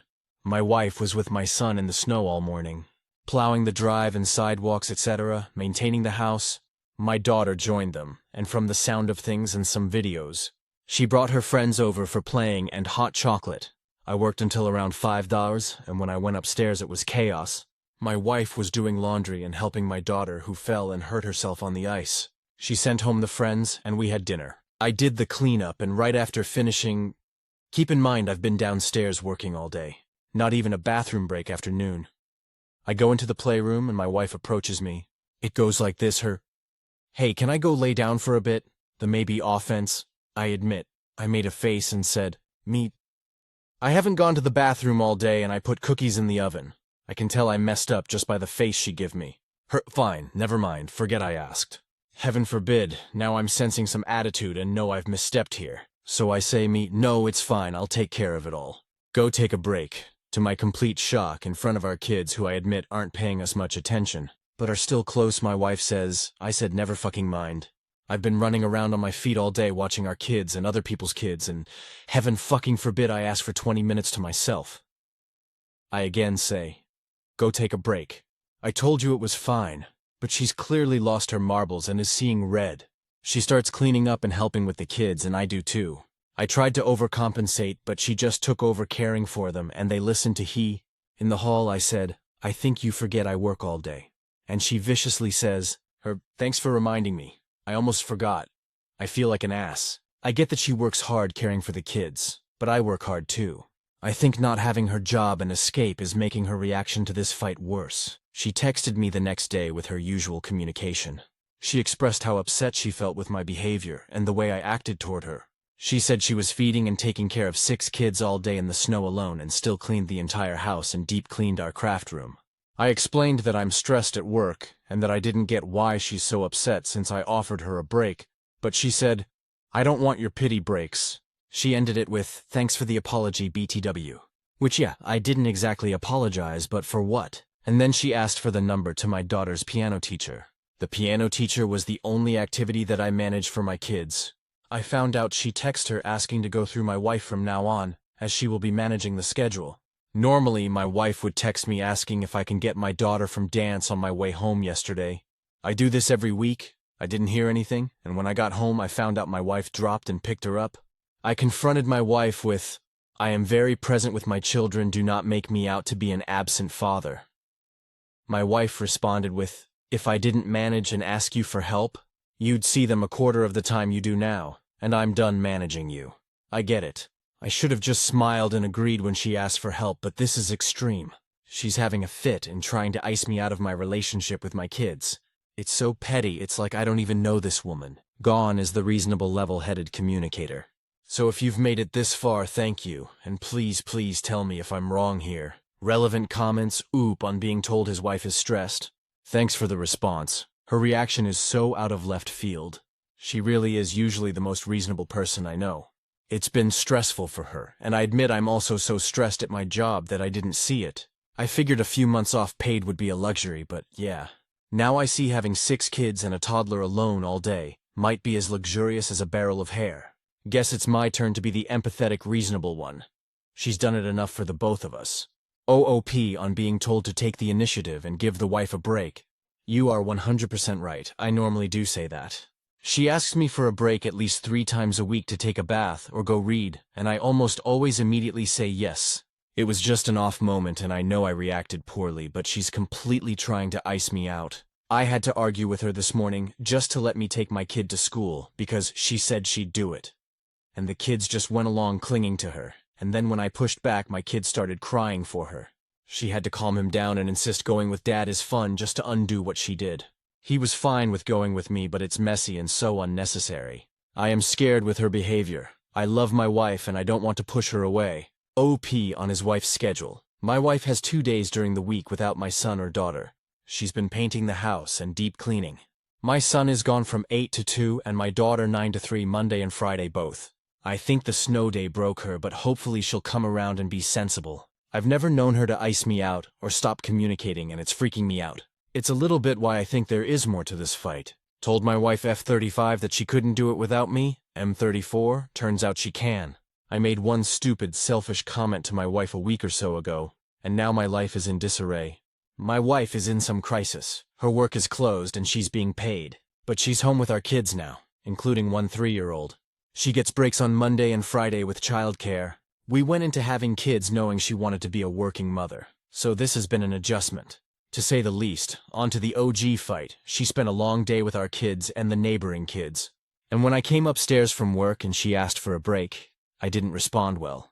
I made excuses and didn't offer help.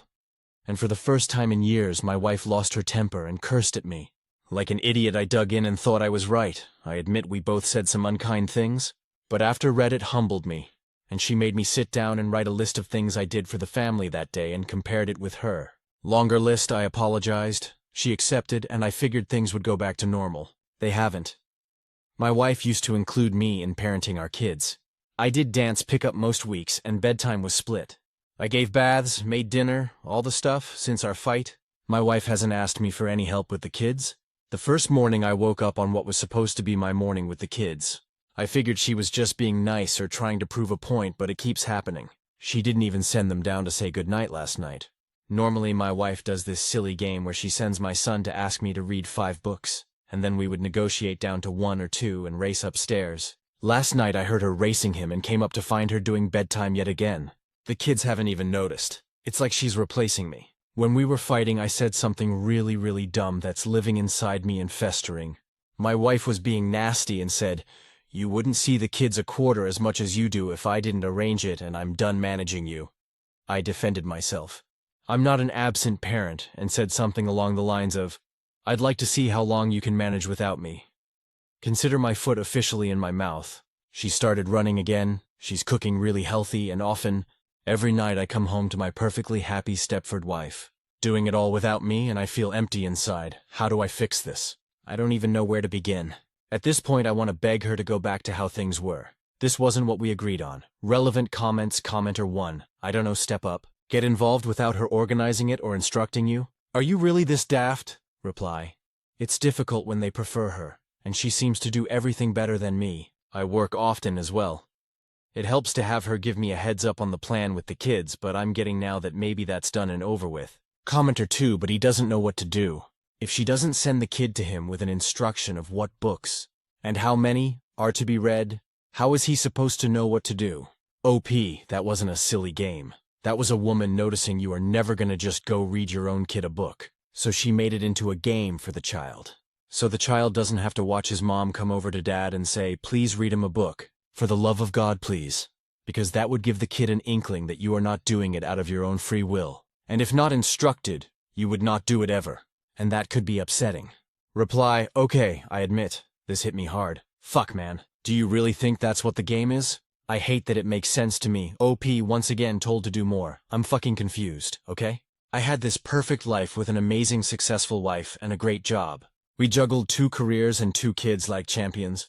Always communicating who is where, doing what activity. Working together to manage the American dream of doing it all. Then my wife's job burns down and she's home all the time doing everything. She gets stressed and we fight. And now she's totally different. I'd gaff about warm meals and a Stepford wife. I want my wife, my partner, my teammate, and yes, my fucking manager back. She was amazing, and now I managed to fuck it up like always by sticking my foot in my mouth. She's still perfect, only now I know she's not doing what she wants, and that I have failed her in some way that seems to have broken her. Or maybe fixed her, IDK. Like I said, I'm confused and apparently an idiot. OP when asked if maybe his wife wants an equal partner, you won't believe me anyways. I've been with my wife since we were kids, 15, 16. I know this woman. She loved doing it all and she was amazing at it. She always bragged about being a working mom, but she never put down woman that stayed home. Her mother was a stay-at-home mom that got married super young. My wife didn't want that life. We used to joke about her earning more than me so I could stay home. She never complained about the kids' schedule either. She did drop-offs at daycare and I did pickups. We had a rhythm and flow. I think not being home during the day with them made her soak in the time at night more than maybe I did. I don't care, but I honestly think she was happy. UP again explains his wife's work schedule. My wife works with animals and makes her own schedule. She can schedule days off whenever, so she is more flexible. She is home to take the kids into daycare and then I would pick them up and drop them at my mom's and my wife would get them around 4. She does not need to work. I pay the majority of the bills. My wife's job earns less, but that doesn't make it less worthy. She actually affects the world. I just type at the computer all day and deal with air emissions. My wife works to pay for daycare. It's her big expense. I do mortgage and everything else. She also uses her money to buy stuff. She has full access to my account, and often transfers money when low. I do not have access to her account. It's a personal boundary of my wife's that she always have her own private money. I don't need or want that myself, so she manages most of the finances. My wife has traumas around being stuck as a homemaker and baby maker. OP adds to edits to post. Edit? Fuck guys, I get it. I'm a piece of shit. I'm going to make this right. Edit 2. Thank you to the handful of people that reached out with advice. Believe it or not, I do want to be a good father and husband. I've royally fucked up and I see that and fully admit it. This is going to be my only edit, and then I'm going to get off my phone for a while and focus my attention on my family. My wife had dinner cooked when I got home. Everything is fine between us, so there wasn't any tension. After we cleaned up, I went upstairs and ran my wife a bath, put Taylor Swift on her Alexa and lit a few candles. I told her to go relax upstairs for the night. She was surprised but smiled and went on her way. I'm currently on the toilet watching my kids take a bathe. People mentioned love bombing, etc. But I'm just trying anything I can to show her I do appreciate and love her and our family, and I want to be a present father. I'm going to do bedtime tonight, and probably all next week. I'll tell her she does so much during the day, and deserves the break because it's the truth. I get that I come off as an asshole. I grew up in a not great situation and didn't have the best role models growing up. I'm terrified of my children not having enough, and I overcompensate by working too much. This new job came with a big pay increase, but the hours are longer and I feel like I can never keep up. I've reached out to a few recruiters tonight. I used to love my job and was always home by 4:30, even if it means taking the lost income. I'm thinking about going back. Relationships are hard, and humans aren't perfect. For all the people telling me my kids don't love me and I'm a waste of space, I don't care, guys. Just remember I'm an actual person. That shit's rough. Anyways, that's all I have for you folks. I need to watch these kiddos and start planning out my long road of groveling and reconnecting. Thanks all. Upi added comments after the Boru was posted. Comment 1 back on after a while, and I see this comment right away. Thanks for asking. The update is slow moving. My wife and I had a few nights of talking and crying that have helped make us stronger. I know everyone hates me, but I do love my wife, and had she ever expressed an unequal workload before this fight, I would have put effort into learning about it and fixing it. As it stands, we agreed to therapy. My wife feelings like her reaction to our fight was out of her norm and wants to start her own therapy to help. I fully support that. I also do weekly therapy and find it helpful. Boy, was this week fun for my therapist. Anyways, I looked deep into weaponized incompetence and unequal mental workloads, and have come to realize I'm essentially another head to manage for my wife. We agreed to be partners in this life, and somewhere along the line I lost that thread. She still claims she wants to manage our schedules, but I don't want to be that husband or father. I have always thought my wife was amazing and looked up to her. WWAD, what would wife's name do, is my motto. I want to be more like her, so I need to learn how to manage myself and my time and my kids' time without her help. I've asked to take on the parenting responsibilities 100%. I didn't realize she needed to do so much shit. It's been eye-opening. IDK how long we will keep this up either. My wife isn't the biggest fan of handing over the reins. Reddit's hate has lit a fire under my ass. Having so many outside people looking into the situation and simultaneously getting the ick from me has been humbling. Comment 2. I think I'm going to go with what my wife and I decided in terms of deciding what's realistic or sincere. I wanted to see what it felt like to be 100% in control of everyone's schedule and making sure to take care of it. It's incredibly difficult to constantly be reminding myself of the time and who needs what and when, but it's also been humbling and rewarding. We both know it won't last forever, and we will get back to finding our new healthy medium. Things won't go back to before, and they won't stay like this forever. But for now, I'm taking over doctors and school duty, and when we sign up my son for kindergarten next year, I'll be doing all the work for that, and making sure I'm fully involved in the things I missed with my daughter. I'm gonna be a better dad, and that's just final. Update. It's been a minute since I bothered with Reddit, but when I logged in it seems some people care for an update. It's not exciting. I've taken a lot of time to really look at the man I've become. My wife and I are 100% back to being a team, but I've realized I wasn't stepping up the way I always wanted to. I promised my wife a partnership, and even though it's been a month or so since our fight, and my wife keeps asking me to forget it happened, I can't. My therapist is helping me sort through my overthinking. My wife started therapy because of the stress losing her work temporarily, and staying home has caused. Her issues appear to stem from feeling useless without bringing in a paycheck and was taking on too many tasks at home to overcompensate. She doesn't feel like she deserves breaks, and when she takes them she feels awful about herself and like she's lazy. Coming from the least lazy person I know, I can tell she's struggling, and I've been supporting her the best I can. I often make sure she knows I think she deserves breaks, so when I see her hyperfixating on cleaning the floorboards I intervene, gently by reminding her that this doesn't need doing right now, but that I will finish it for her while she does me a favor and takes a little break. Sometimes it works, and other times she tells me to stop fussing and leave her to work. And I do. It's been working well, and I don't mind the extra work for the peace of mind it offers me. My wife is my everything and her happiness is paramount. My kids are mostly clueless to all this. We don't involve them, and I must say, I made a throwaway comment about my wife not loving child rearing and received a lot of nasty comments about not having kids we don't want. I'm weary to dignify this with a response, but will say what I meant was that we agreed before having children that my wife would not be the sole support system for them and that she would never feel obligated to quit working. My wife is fiercely independent due to her past, and a big part of her comfort in our relationship comes from her ability to leave it safely if she ever needed to.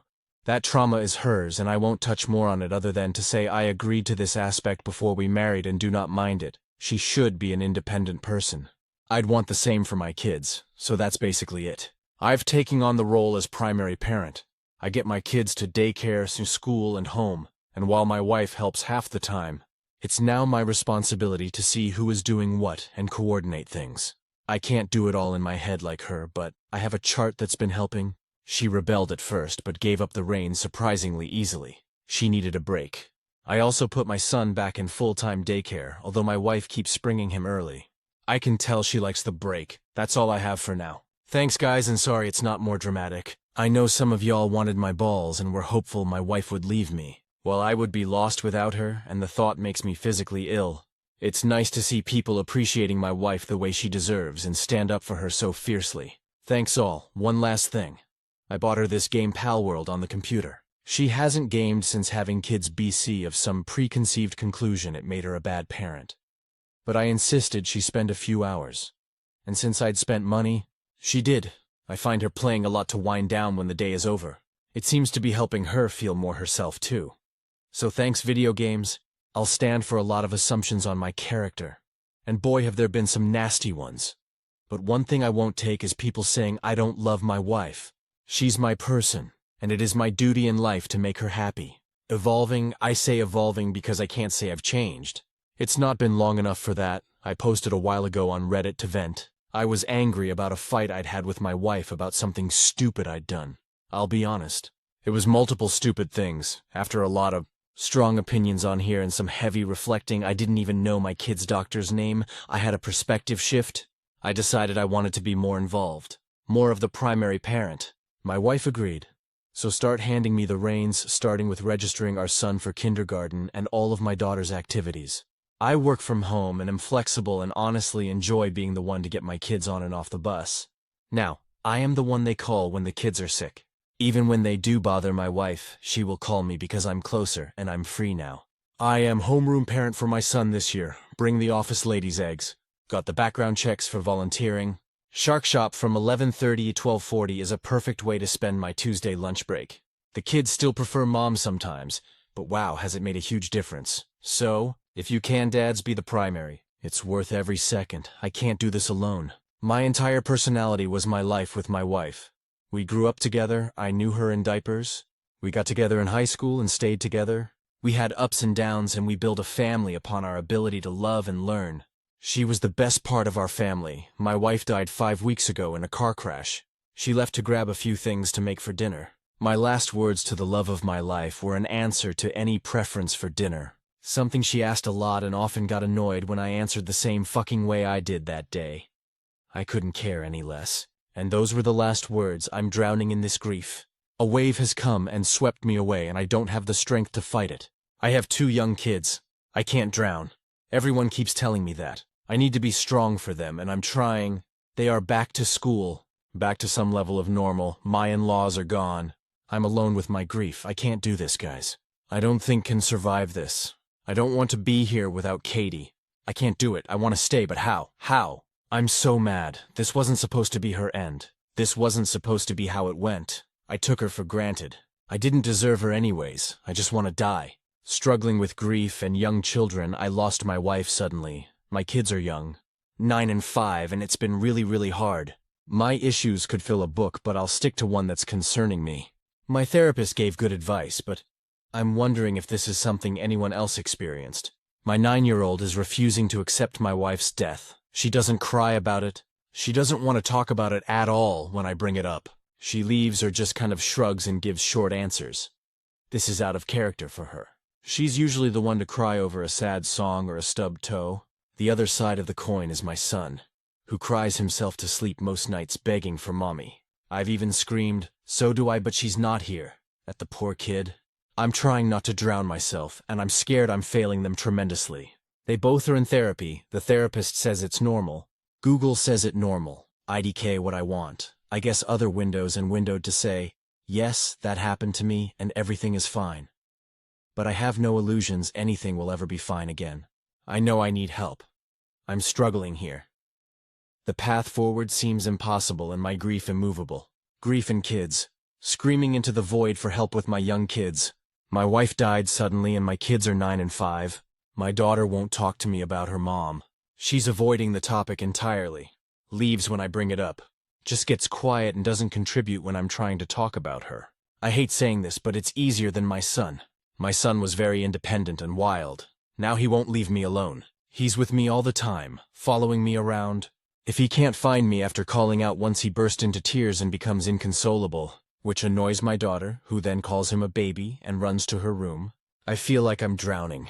My son is always on me and I just need space. My daughter is so angry and I can't address it because I am too. When my son cries for his mother, I join him and I know I shouldn't, but Jesus, Katie. This wasn't supposed to be how our lives ended. I'm so alone, guys. I don't want to be here anymore. 6 weeks? Katie, my missing you has become a visceral pain I carry all day. I don't sleep. I don't eat. I've showered 3 times. Work is being lenient, but their wife didn't bleed out in a car alone, so Don needs my help with purchasing. Whenever I can manage, I can't manage Katie. Are we so sure we can't go back in time? If I believed in God, I'd bargain my own life for yours. You were always the best of me, my better half. I wish I'd cherished you more. Loved you better, saved you, the kids are lost. It's like the sail to our boat's been cut, and we are all just drifting out to sea, clinging to whatever remains of this boat that once soared. E is hurting in silence. I've found a good therapist. It's a farm, and they use the animals to help. Your cousin told me about it, even helped by calling. I'm so worried about our kids, Katie. She doesn't want to talk about you. She just wants to be moving and going. She skates every day now. Remember just a few months ago how hard it was to convince her to go. Now she can't run from me and our home fast enough. She stays at the Clausers a lot too. I know being with friends brings her peace, but I miss my little girl. A is even worse. He is so afraid of death I don't know what to do. Katie, you were also so patient and soft with A. And now he's stuck with me. He sleeps in your spot at night. The smell of you on the pillow comforts him. I took the top pillowcase and put it in a bag to persevere your smell. He asks me about your death a lot. At 5, I know he's confused and curious, but I can't stand thinking about it. I can tell he's nervous I'm going to leave too. He calls out for me if I leave his eyesight at school. He's begun to cry a lot and has been sent home twice this week alone. The therapist doesn't accept kids under 8, so I need to find him a place soon. So much to do, Katie, my love. Most of all, I'm afraid. I'm afraid you died alone. I'm afraid of the pain you felt. I know your cause of death was quick, but they told me you showed signs of defensive efforts, combined with your father proudly saying you went out fighting. And I just know you had moments of clarity where you knew death was coming. Were you scared, my love? Were you cold? Did you call out for me? This can't be our life, Katie. I'm so sorry, love. I have to go. I'll write again soon, love. It's never going to end. My missing you is a pain I've never known possible. I'm still here, Katie. I know you'd want me to stay for the kids, but how I yearn to be beside you again. I'll never love again. Stories number 16. By helping a random stranger. My former close childhood friend cut ties with me, TLDR. I helped a guy having a diabetes crash against my friend's wishes, ending our friendship. This happened over around 2019, basically. My friend was picking me up outside a parking garage by a mall. An older guy approaches. Hands badly shaking, stumbling a little. Looks a mess and has a panicked look on his face. As I'm getting into my buddy's truck, the guy asks me if I have anything with sugar in it. Before I could speak, my friend yells, "I already told you to fuck off, guy. Go beg elsewhere before you have a real problem." I stepped back out of the truck opening and could see this guy was in terrible shape. He starts to stumble a little, so I help him to sit by the curb and ask if he's a diabetic. He confirms he is. I have a few family members that are as well. I've seen a less extreme version of this before. I said, "You're in luck, man." I had peanut butter crackers, Reese's Pieces, and an unopened lemon-lime Gatorade. This is the point where my friend is incensed that I'm not back in his truck, and instead I'm helping a random stranger. He tells me he's not hanging around and will catch me later and takes off. I ask the guy if he needs a rescue, and him not immediately saying no means yes, probably does. So I call 911 and sit with him for the rescue to come. I call his daughter for him and let her know what's up while we wait. Medics show up, take his vitals, and off they go. Other than an incredibly appreciate and kind thank you text from his daughter how he's doing much better, I never see him again. My friend, on the other hand, decides this is the moment in life that was too much for him. Apparently too far. I believe his ego was hurt that he told the guy off, and then realized the guy was in trouble, and his pride got in the way. Regardless, I reached out a week or two later asking if he wanted to grab a beer, or if that's a wrap on 20+ years of friendship. His reply was, "It's a wrap," and I haven't talked to him since before COVID. The frustrating part is my friend was a part of my life since I was a kid. I still haven't been able to, I guess, move on. I know his wife, his parents. I've even met her parents. I've been to their kids' baptisms. This feels so foreign over something so minor in my opinion. He wasn't a hateful, horrible person either, just a normal guy, not some anti-homeless a hole like you'd assume. Comments. Commenter 1. Better to lose a friend than your humanity. You did what anyone decent should do. Reply, thank you. A couple of people I mentioned the incident called it heroic. And I said no. It's literally what almost anyone you walk past would do. That's not heroic. It's just being a decent person, you know? Commenter 2. My best friend since birth has a heart condition that occasionally causes her to faint. I've been with her at least 20+ times when she crashed. She needs a sugary drink when she comes to. Sometimes I was already prepared. Sometimes I wasn't. People would walk right by me while I was on the ground holding her head in my lap and pretend we didn't exist. Then a person like you would show up, take off running to get juice, and always refuse to take my money to pay for it. I'm sorry you lost a friend over this incident. But you made the right call. If you knew the repercussions of helping that man, I think you still would have done it. From a person who has been on the receiving end of a stranger's kindness when they were terrified during a medical emergency. Thank you. It's hard to hear, but a friend like that really isn't worth keeping in the long run. Not necessarily because he told the guy to fuck off, but because when he realized he was wrong about the guy begging, he decided that his pride was more important than your friendship. Reply, you're a good person and a great friend to her. She's very lucky. Commenter 3. He cut you off because he knows that if you ever told the other people in his life that he told someone having a medical emergency to F off, they'd all think less of him. Better to lose a 20-year friendship than be embarrassed and lose respect of his family. Reply, as pathetic as this might be, it's probably at least partly true. His family all have a decent opinion of him. He's respected. Commenter 4. If you'd known at the time that helping this guy would end your long-term friendship, would you have done it anyway? That doesn't help missing the person you thought your friend was, but hopefully it will put some things in perspective about your own values. Reply, I still would, and I see your point. Still sucks to see something you valued go away without reasoning that makes sense in your own mind. Stories number 17 Tifu by paying for Bam Margera to do a cameo. It's not really his fault, I'm not hating on Bam, but we host a Christmas party every year and do a white elephant, typically 25 items, and like to get creative, fun, inappropriate at times since it's with friends. This year I decided to get a throat goat award and to add humor or value to it. Have a cameo of someone congratulating the winner of receiving this award. I've never ordered a cameo before, but seemed simple enough. There were two directions to go. Either someone that all people would know, which could get expensive, or go with some random for like $5, both could work. But I decided I would go with a well-known person if it felt right. I was scrolling celebrities, and while there were some great options, most were like $300. But then I saw Bam Margera for $100, and I thought, you know what? Bam might be hilarious, since it's something inappropriate he might put a little effort into it. This could be hilarious? Who cares if it's supposed to be a $25 gift? I went into ChatGPT and asked it to write a prompt in the style of Bam for the winner of the award. It did a fine job and I tweaked a bit, and went to the cameo request. Well, your request can only have up to like 250 characters, unless you want to pay more money. And even then, it's pretty limited. So I moved away from a script and asked him to congratulate the winner of the award, and said it was a part of a white elephant game. The prompt asked who the cameo is for, and I put winner of the 2025 Throat Goat Award. I asked him to hype them up with my last few characters. The creator has a week to send you their video or you get a refund. After 5 days went by, I was kind of like, you know, it wouldn't be the worst thing if he doesn't do it and I get my money. Still, I hope he does it and it's awesome.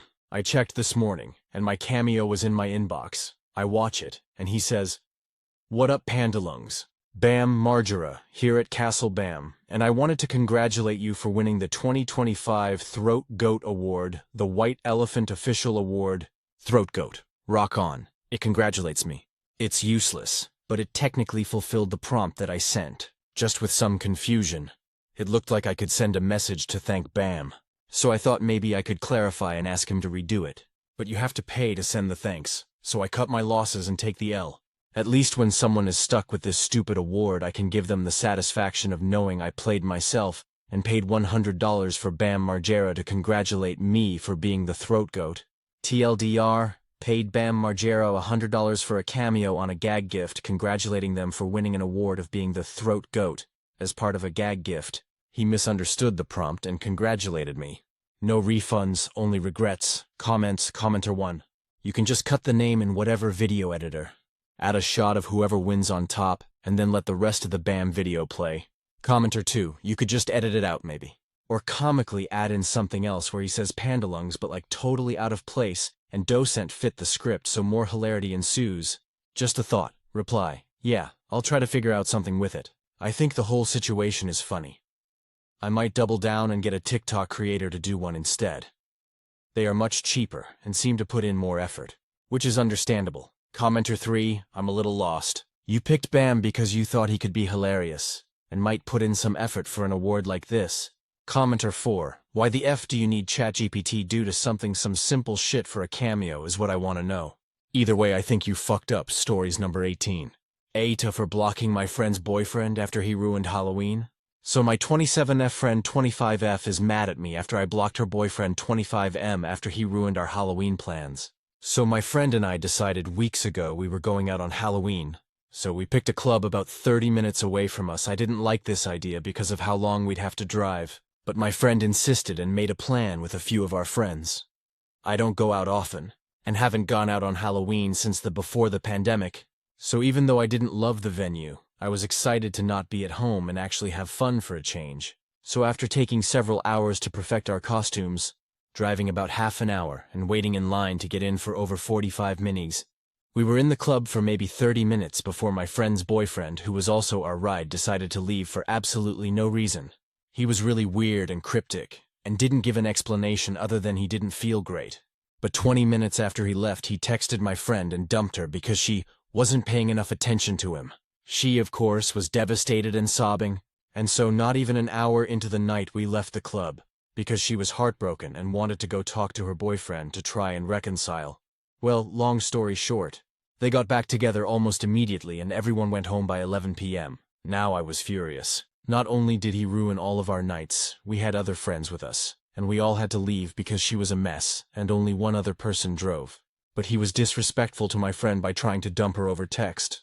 I was pissed when I got home, so I blocked him on social media. She can forgive how he acted, but I have zero interest in interacting with this man after he threw such a massive tantrum. Now my friend is texting me all mad that I blocked her boyfriend, even though I told her I would not be talking to him or be friends with him after what he did. I don't think me blocking him was that big of a deal. Comments, commenter 1, quick question.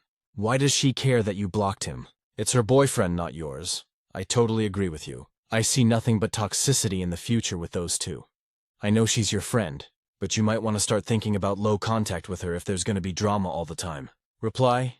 She says this is me drawing a line in the sand with him, and that by me blocking him it reawakened their fight. I told her it's weird that my actions are causing him to be upset with her. She insists that me blocking him puts her in the middle, but I don't see why me blocking him matters at all. Commenter 2 NTA.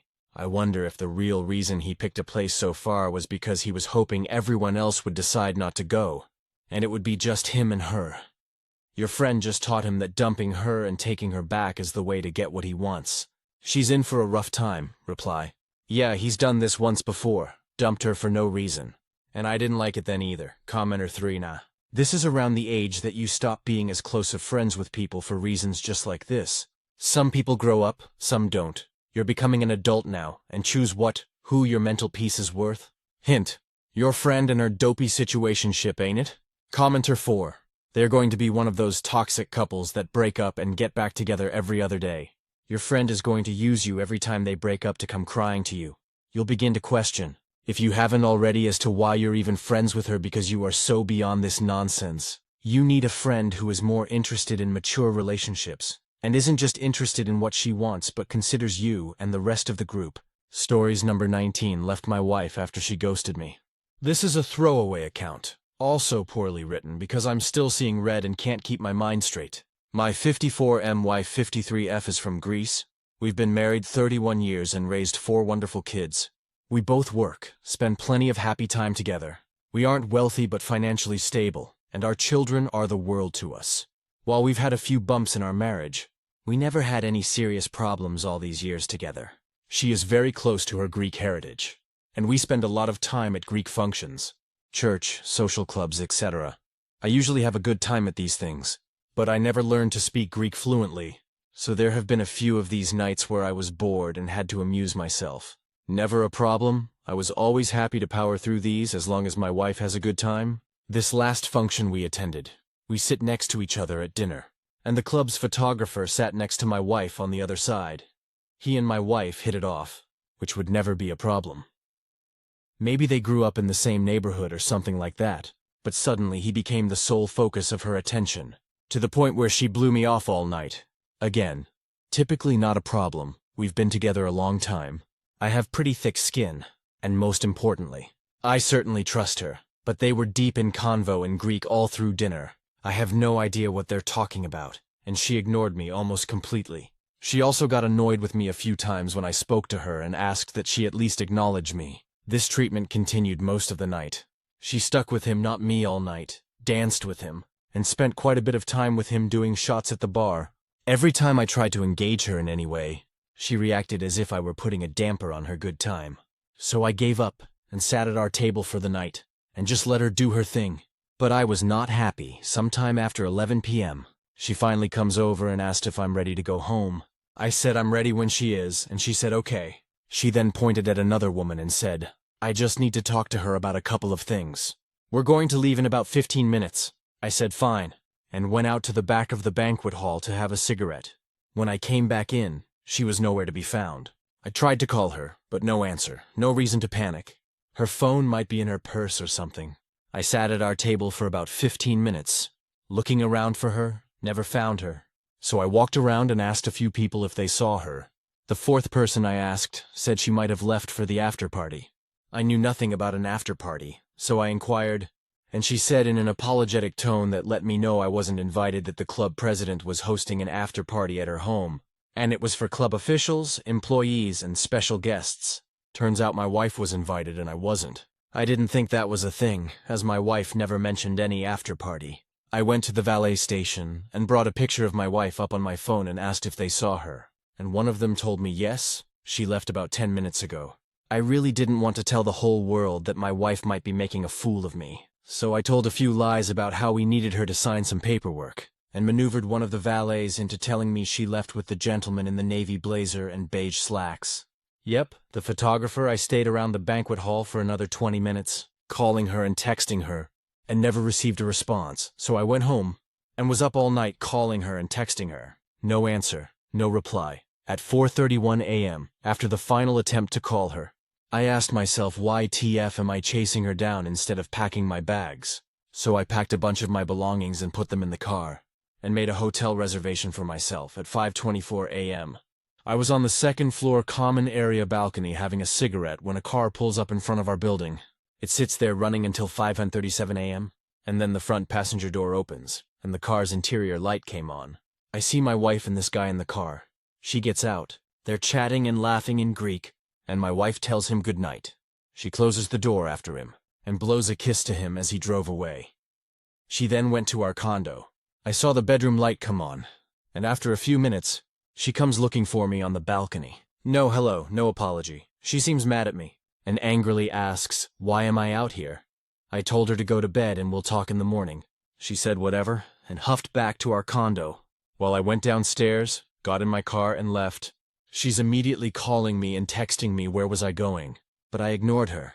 See how she likes it. And I spent the next 2 nights at the hotel, and then went to stay with a friend. She has no idea where I'm staying. I'm ignoring her calls and texts, and telling our children to stay out of it. I spoke with an attorney and asked for divorce papers to be served. I haven't told my kids the why yet. They keep asking me what the hell is going on, and I'm telling them to not involve themselves. My soon-to-be ex-wife not only thinks I'm overreacting, but that she really didn't do anything wrong in the first place.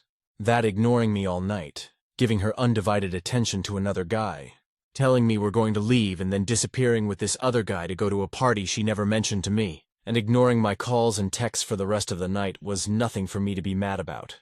That coming home at 5:30 in the morning was no big deal. She also keeps texting me that nothing happened between her and this guy. But that makes no difference. Her actions that night made me feel a hatred that I would have never thought I could feel for her. It took her one single night to turn 30+ years of being head over heels for her into hate. It brings tears to my eyes.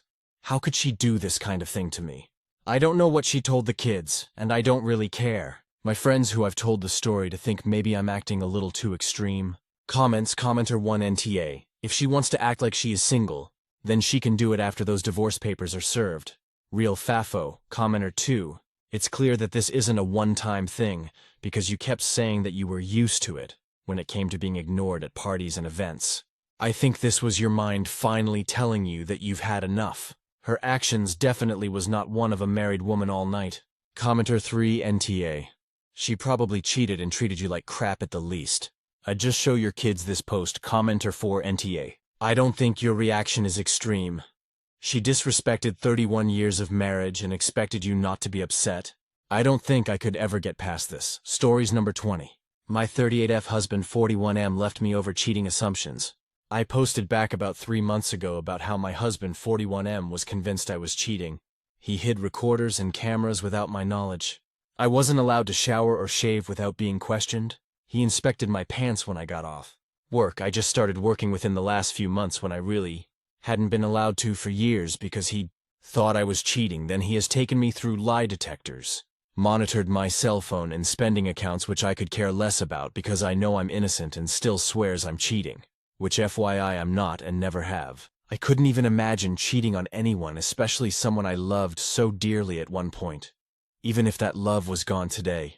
I've been in the shoes of being cheated on, and it's heartbreaking. I get it. Anyways, this is something I've dealt with for 6 years, so it's become the norm for me. We have a 5-year-old special needs kid together. I have no money to my name because I just started working part-time and no way to afford the house I'm in now. My husband has benefit retirement money so he can afford it, although he doesn't work. My birthday was Monday. Every birthday for 6 years, I've at least cried once. Over the years, I've lost so much love that I just don't have it in me to cry anymore. Anyways, my birthday was Monday. Super sweet day. Unlike the others, I should have known then. The next morning when our child goes to school, he presented me a birthday surprise, saying to choose him or not to choose him. He had a video playing on a little photo display of his proof of me cheating. I can't post that here, but I'd be happy to share that in the messages with anyone that wants to see it. The proof is a 15's clip out of 5 hours of him recording me. And I'm literally sitting on the bar stool on my phone playing who knows what game to pass the time. And he says, that's proof of me cheating. It's insane, honestly, and again, I wish I could post it here. Needless to say, I didn't admit to cheating because I did not cheat, and I'm not admitting to something I sure didn't do. He's told me dozens and dozens of times if I tell him the truth, we can work past it and get through it. So if I truly was cheating, why wouldn't I just tell him to keep our house and family together? Probably because I'm not. He has hours and days of footages and recording and all my search and phone history with no proof, yet still accuses me. Yesterday we were driving around town and a phone ringer went off. Not our phones. He had a second hidden phone that went ringing. He's the only one that's been hiding and lying. So after I confronted him about that, he dropped the bombshell. He said he got another place, leaving me and our son without a place to be able to afford. I am getting punished for something I didn't even do. I know he's honestly probably the one cheating because stigmas point in that direction. And I've been cheated on so many times I know it to be true. And that's fine, I don't care truly. What I care about is no warning. No money and nowhere to go. I don't have family here. He's moved me across the country and back running from only God knows. But to up and leave your kid who needs that routine, who's special needs, without allowing mommy and daddy to talk to him and mommy to figure out a plan for a place is heartless and cold. I truly wish I never met this man. I'm blindsided over false assumptions. What do I even do from here? Comments. Commenter 1, you jump for joy, you celebrate. You are now free off that garbage husband. Sue him, take half his shit, and go find a real man who is not insane. Reply, I love your thinking, and I know soon enough I will be smiling. I've talked about divorce for years now, but to be blindsided without any plan is what stabs at me. I know I'm happy to be free, but it's the change and process for my son and myself that's making it feel impossible right now. Commenter 2, that man is a psycho. Reply, my assumptions are he's probably the one having an affair. I have all his proof, and really I swear I wish I could post it because it's insane. He's seeing a therapist and swears the therapist says I'm cheating. I know it's all lies, but I can only think he's the one lying and withholding and just move on with my son. I feel the worst for my son. He's not going to understand, and this change will drain him. That's the only reason for tears is for him. Commenter 3, this is mental illness. He will never believe you. It's a delusion he has, so no matter what anyone says or does, his brain will pick anything it can, like a 5-sec clip of you looking at your phone to convince itself that the delusion is true. It is best that your kid is not around this behavior so much as well. Reply, this truly helps. It makes me feel better knowing I'll be away from him. Truly, my only sadness comes from my son. I know he's better off without being around that. But man, he loves daddy so much, and I don't want to take that from him. And now the anxiety that comes with making sure we're safe and have shelter. I think I'm going to take everyone's advice and seek counsel. Commenter 4. You're probably too close to the situation right now to see what a long-term blessing this is. That man is unstable and probably is cheating. Probably trying to find a way to ensure didn't have to give any money to you or his child in the divorce that he already knew he wanted. What an evil, spiteful, selfish man. I can maybe understand leaving your wife high and dry, but a 5-year-old child? One that depends on their parents more than the average 5-year-old? That's abhorrent. You need to do your research if he's cheating, and you need to contact a lawyer and get all your ducks in order to protect yourself and your child. Rally your troops and have a support system. Show them his proof. Good luck, OP. I'm not happy he left you in this fucked up situation, but I am happy that you're not going to endure his abusive behavior anymore. Reply: thank you truly. Your words hit me hard. I know right now I can't feel or see it, but I do know this is something I've been wanting for a while, and at the end, I'll be myself again. And I can finally smile. Right now it's hard. Trying to figure out what to do by next month is hard. My son has step-siblings he's absolutely obsessed with, and all this breaks my heart. I was content just living my life this way, never being happy and always defending myself because change is honestly freaking hard. But I know it's for the best. Commenter 4 reply: you're scared. You don't have to smile yet. Once you're settled, and you see your son settle and you fall into your new routine, then you'll be able to breathe easily. Allow yourself all the emotions. It's a hard road ahead, but you're a strong woman. To endure all of that and raise a very special child, it takes a strong person. Maybe one day you can reconnect with his half-siblings and build him his own unique family setup. Just don't worry about all that yet, just as it comes. Stories number 21. AIO for yelling at my husband and accusing him of sabotaging me? I, 39F, have been working as a licensed home daycare provider while raising and homeschooling my 4 kids. This was a sacrifice for my family. I've always been upfront about wanting a career outside of the home. Now that my kids are older and in public school full-time, I can finally pursue something that can bring more professional satisfaction. This is my second attempt to get an education and rejoin the workforce. During COVID, I closed my daycare and started an online BSc in computer science, which my husband 47M said he supported. I brought up enrolling my daughter 4 in preschool 2 days a week for 2.5 hours each day, so I could get some time to work on my coursework. It was a huge fight, because he'd have to drop her off and pick her up 5 minutes away. He was working from home at the time. After 2 weeks of loud disagreements over giving me kid-free time, he finally relented, giving me 5 hours a week to work on schoolwork. I was also waking up at 4 a.m. to get in more time to work on my courses. And of course, there were weekends. It wasn't ideal. But my daughter would be in full-time kindergarten the next year. He wouldn't keep the kids quiet in the evenings. So I couldn't sleep when I needed to, and my mornings got derailed. Weekends were hit or miss with loud kids and my husband needing to do important household tasks. Someone once described this as weaponized responsibility, and I think it fits. Long story short, pursuing the degree became impossible, so I took incompletes on my courses and dropped out. This destroyed my confidence and sense of self. I've always been driven. Now, to today, my daughter is in school full-time, and I've finally regained enough confidence to try again with the tech sector layoffs. I decided to pursue something else that feels like the perfect fit, a 2-year library tech program. I enrolled and worked hard in my courses, getting a 2-week buffer. Then, my husband announced he's going on a 2-week work trip, strongly requested, but not required, and that I'd be solo parenting and taking care of our new puppy nighttime wakings. I could balance the puppy waking in school because I slept in 8 a.m., and my husband handled the early bus child. But, with his work trip, he hadn't had one since my previous schooling attempt. I was night waking and early morning waking. I lost my buffer completely. Then, when he got home, he brought a cold that knocked me on my butt for 10 days. In the end, I had 3 late assignments and had to scramble to catch up. I've been actively applying for jobs in the field, and I have an interview for tomorrow. I got a haircut and bought some professional clothes since hobo mommy isn't going to cut it comfy as heck though. My husband repeatedly suggested I try on some of my outfits so we can pick the best one for tomorrow. I relented. He criticized every single one now. There is literally nothing I can wear tomorrow that he didn't talk shit about. I'll have his negative comments swimming in my head while on my first job interview in over 15 years. I yelled at him. I asked him what the point of this humiliation ritual was. He said it was to hype me up. I demanded he explain how trashing every outfit I might wear was supposed to hype me up. He sighed and said, "I guess my intentions don't matter." He tried to backpedal and say something he liked about each one. But the damage was already done. I yelled at him, asking him why I couldn't just wake up tomorrow and use my own judgment to pick an outfit I felt good in. Why did he insist we do this together? I accused him of sabotaging me and told him to leave our room. Now I'm sitting here feeling like garbage. All my excitement over my possible dream job, major life change, step forward, and all that jazz is gone. Commenter 1 nor girl. Get back up as you have over the years to get to this point. You called him out on his sabotaging. Of course he's gonna play the victim. I suspect some narcissistic behavior. Go back into your closet and choose the outfit you feel most confident in. Because when it feels comfortable, you can concentrate on the projection of the work duties.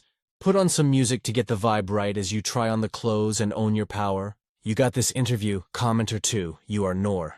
He really is trying to sabotage your success. He should be supportive, but for some reason he wants to hold you back and keep you in place. Commenter 3. Are you sure your spouse supports you in this effort and has your best interests at heart? Because it does not seem that way. I'd think he'd be supportive and excited to help you move forward and achieve such an important goal. Not to mention what it could mean in terms of improving your family's finances and your happiness. Commenter 4. Use your anger as fuel. Do some Superman poses and you can nail it. His voice only stays in his head if you let it. In the long term, you absolutely need to address his motivations and his deliberate sabotage, but not in the short term.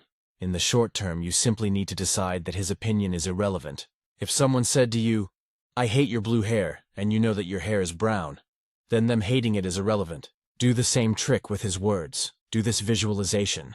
Picture you and him sitting across from each other at a table. Now imagine his opinion is something he places down on the table between you. You can choose to pick it up or you can leave it sitting on the table. I've found their visualization useful, so I hope it works for you too. Stories number 22. My wife's traumatic childhood is killing my marriage. OP46M reflects on his 20-plus year marriage to his 45-year-old wife. Realizing he may have ignored red flags due to deep love and devotion, his wife endured severe childhood trauma and has long struggled with insecurity, jealousy, and emotional instability, which has often turned abusive, both physically and emotionally. Despite his support, therapy, and efforts to maintain their family with 3 kids, he's endured violent outbursts, manipulation, accusations of cheating, and deeply hurtful comments that have shattered his confidence and trust. Recently, catching her lying about a seemingly trivial event, a bachelorette party, it has made him question everything. Whether she truly loves him, whether she's capable of love at all, and whether he's been blind to an unhealthy, one-sided relationship. Though the physical abuse stopped years ago, the emotional chaos continues, leaving him uncertain if the positives can ever outweigh the pain. Update 1. After spending time apart over the weekend, OOP received a long, emotional message from his wife, in which she admitted to years of hurtful words, physical violence, selfishness, and emotional neglect. She took full responsibility, saying she'd work for the rest of her life to make amends and insisting she never cheated, only lied or deleted messages to avoid confrontation. She expressed the deep love, attraction, and gratitude for him, promising to change and provide safety, respect, and accountability. While her message sounded remorseful and loving, the husband recognized that similar apologies and promises have followed cycles of abuse before. He acknowledged that despite her words, he finally knows the truth of his situation, plans to start opening up to people in his life, and is ready to begin moving toward the path he knows he needs to take. Update 2. Wife's disclosure. I posted several months ago about my 20-plus year marriage, and how much nonsense I have put up with. People mostly gave harsh but good advice to me. I wanted to give an update and come back for more advice. This is long, so feel free to skip if the ramblings of a middle-aged dad of 3 aren't of interest to you. So back in February, I insisted on a 2-month separation. We told the kids I was traveling for work, and when I was home, that my wife was traveling to meet friends. My wife hated every second of the separation. I had some conditions for returning. We tried marriage counseling again. 3rd counselor. This one was better, I guess. But my requirement was that my wife take the lead. Find the therapist. Give all the backstory on the abuse, the insults, etc. She did all that. I further insisted that she tell the complete truth on anything inappropriate that has ever happened with another guy, including at her friend's bachelorette party. This took a while. At first, she held to the same story. Then she started saying things like she was working on it with her therapist, working on how to tell me. She somehow didn't understand that a statement like that was awful for me to bear. Obviously, my wind went to all the worst places. I ended the separation in April with the idea she was making progress. We discussed her physical abuse of me a lot in therapy. The abuse really peaked in late 2016-2018. She told me at that time that she became very resentful of me. I had gotten a promotion and she overall felt everyone thought I was awesome and she was jealous. At the same time, she got into excellent shape. She's always been very attractive, but at that time my youngest was like 6-8 years old, and she still had some baby weight. She shredded that baby weight and looked incredible. I guess I had gained some weight around that time, and she thought she didn't get enough attention or credit relative to me. I don't know. She says these things very matter-of-factly. She did a lot of CBT work, and specific work for abusive partners. She owned it with the kids, and we had several good conversations. I thought we were turning a corner. I had been frustrated by the lack of disclosure on her friend's bachelorette party. So in June, I said I was leaving again. She actually handled this much more calmly and maturely. We still saw each other and even did date nights. We were even intimate, not sure what the separation was.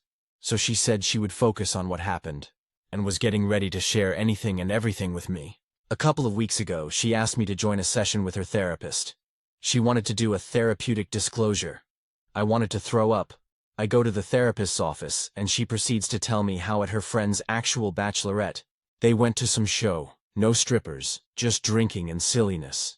Then she says that her friend's work friends threw her a bachelorette at a hotel, and there were strippers there. In my wife's words, it was wild. Now, context for this is in my prior post. I really don't care if she saw strippers. I care more about the double standard she applied and the lying, as she treated me like crap whenever friends of mine went to strip clubs for their bachelor parties. She said that she never touched any stripper, even though multiple approached her many times. At first in G-strings and eventually fully naked. Lovely, but that's all that happened. Who knows if it's true? I don't care anymore for reasons I'm about to get into. This is all in front of this therapist. So then she says that I asked if there was anything with any guy that she hasn't told me. If this wasn't long enough, brace yourselves. She had this other friend who was in the middle of a divorce in 2016.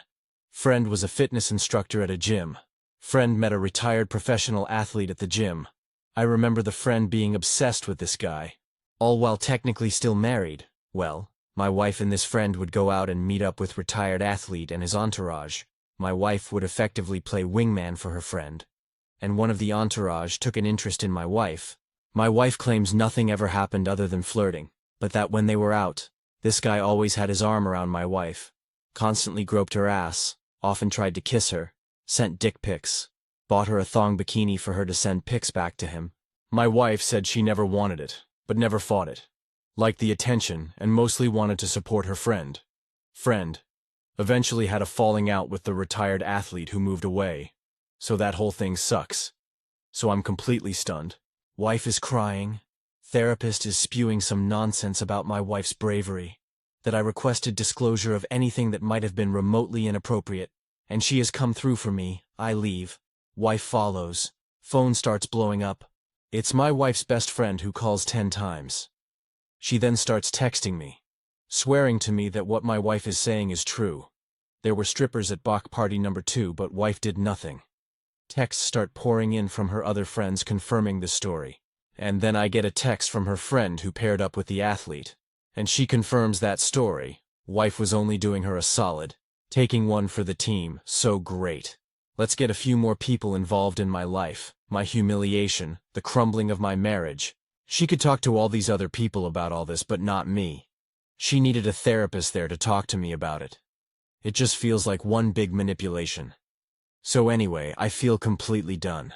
I still love my wife, 'cause I guess I'm just a simp. We are separated. I have spoken to a lawyer.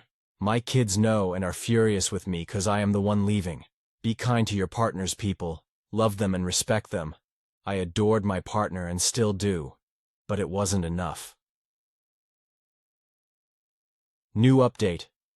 It has been a tough couple of months. I will try to answer several questions that I have gotten, and then give an update. This update will be a little bit of me venting. Timeline. Wife's best friend, I'll call her Sarah, bachelorette party was in 2009. So like I said in the posts, a long time ago, It just came up more recently what they did. Wife's personal trainer friend who hooked up with retired athlete, I'll name her Laura. Got with that guy in fall of 2016. This is around the time my wife started with insults of my physical appearance. In summer 2018, she first hit me, and she last hit me in January 2019. All the rest of the abuse, like slamming the shower door on me, happened between those dates. The glass didn't shatter, but the door broke such that I couldn't get out. Kids are now 19F, 16F and 14mm. Oldest is away at college but was with us all summer. Why didn't I leave when she first hit me? I was just so shocked that I froze. My kids were younger at the time and I hated the idea of not being with them every day and splitting time with them. We started couples therapy, and I thought that was the answer. There were probably some other questions, but those were the repeat questions.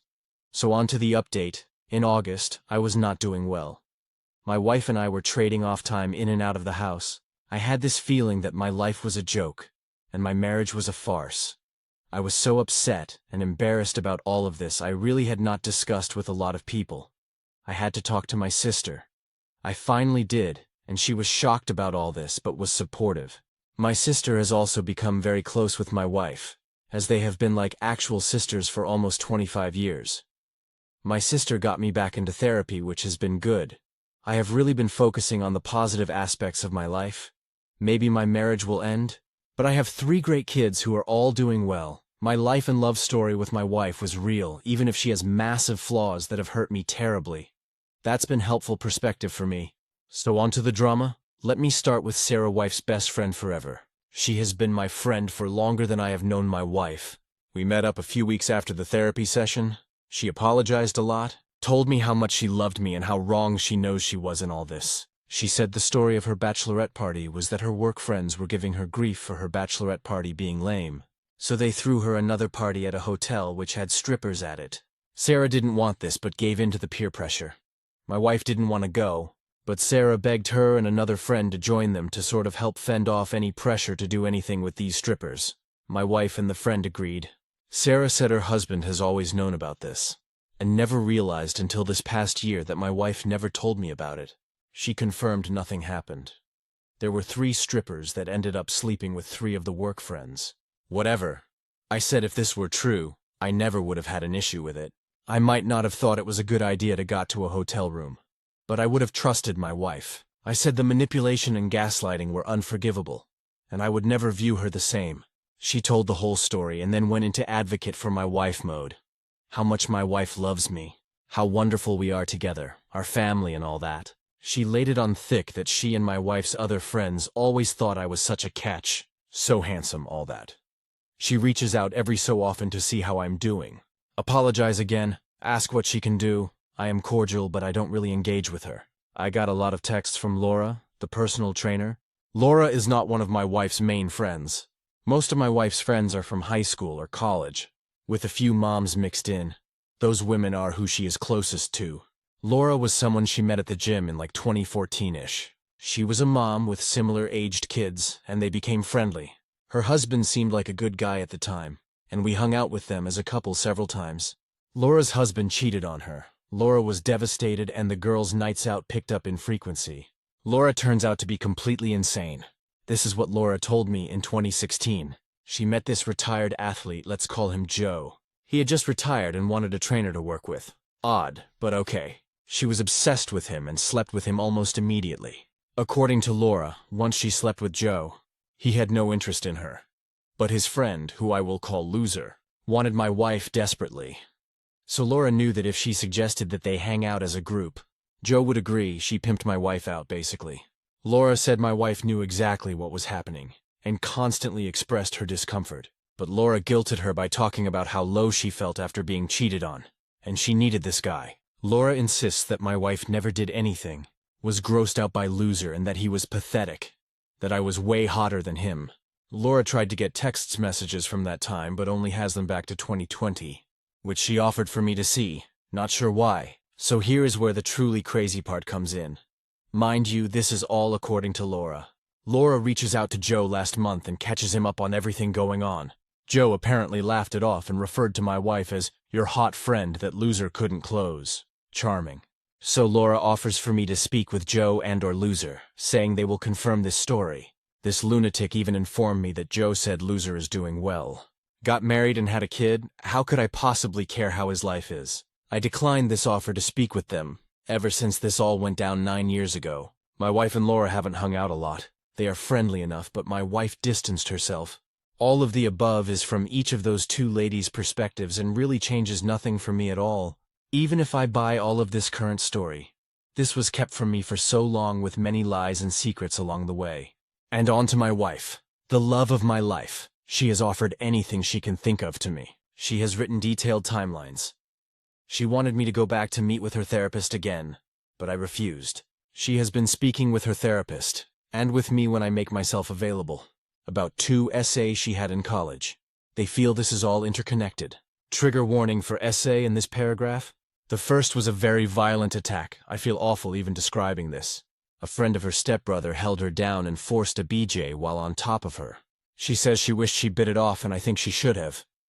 She said she just wanted it to be over. Her brother and her parents did not support her after the attack, and her stepdad even said that sometimes messages are misconstrued in this situation.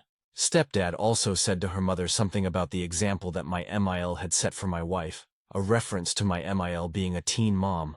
Essentially that my wife must have wanted it, the second time. She was cornered at a party and groped and kissed by some guy. She was very frightened, and said she fought back at first, but she froze when she realized he was stronger than she was, basically letting the guy touch her everywhere. Those were both before I met her, with the second one being only a few months before I met her. My wife has been working through the trauma from these assaults with her therapist.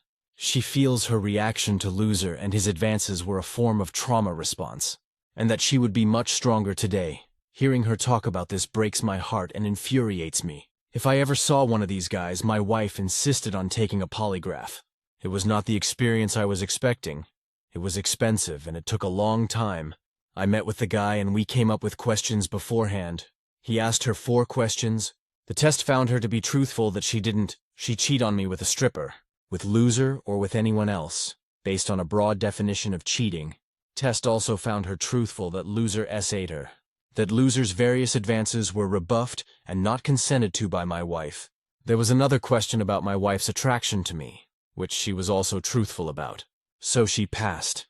The polygraph doesn't make me feel any different. First, the science is muddy, but more importantly, it doesn't really change that fact that this was hidden from me for years. I wouldn't recommend this path to anyone going through anything like this. I have been reflecting on everything she has been saying about her assault and her trauma response. I have discussed with my sister. My sister says 2 things can be true at once and aren't necessarily related. My wife was SA'd, abandoned by her family and dealing with it, but then also treated me poorly and disrespectfully. Our separation has been rough.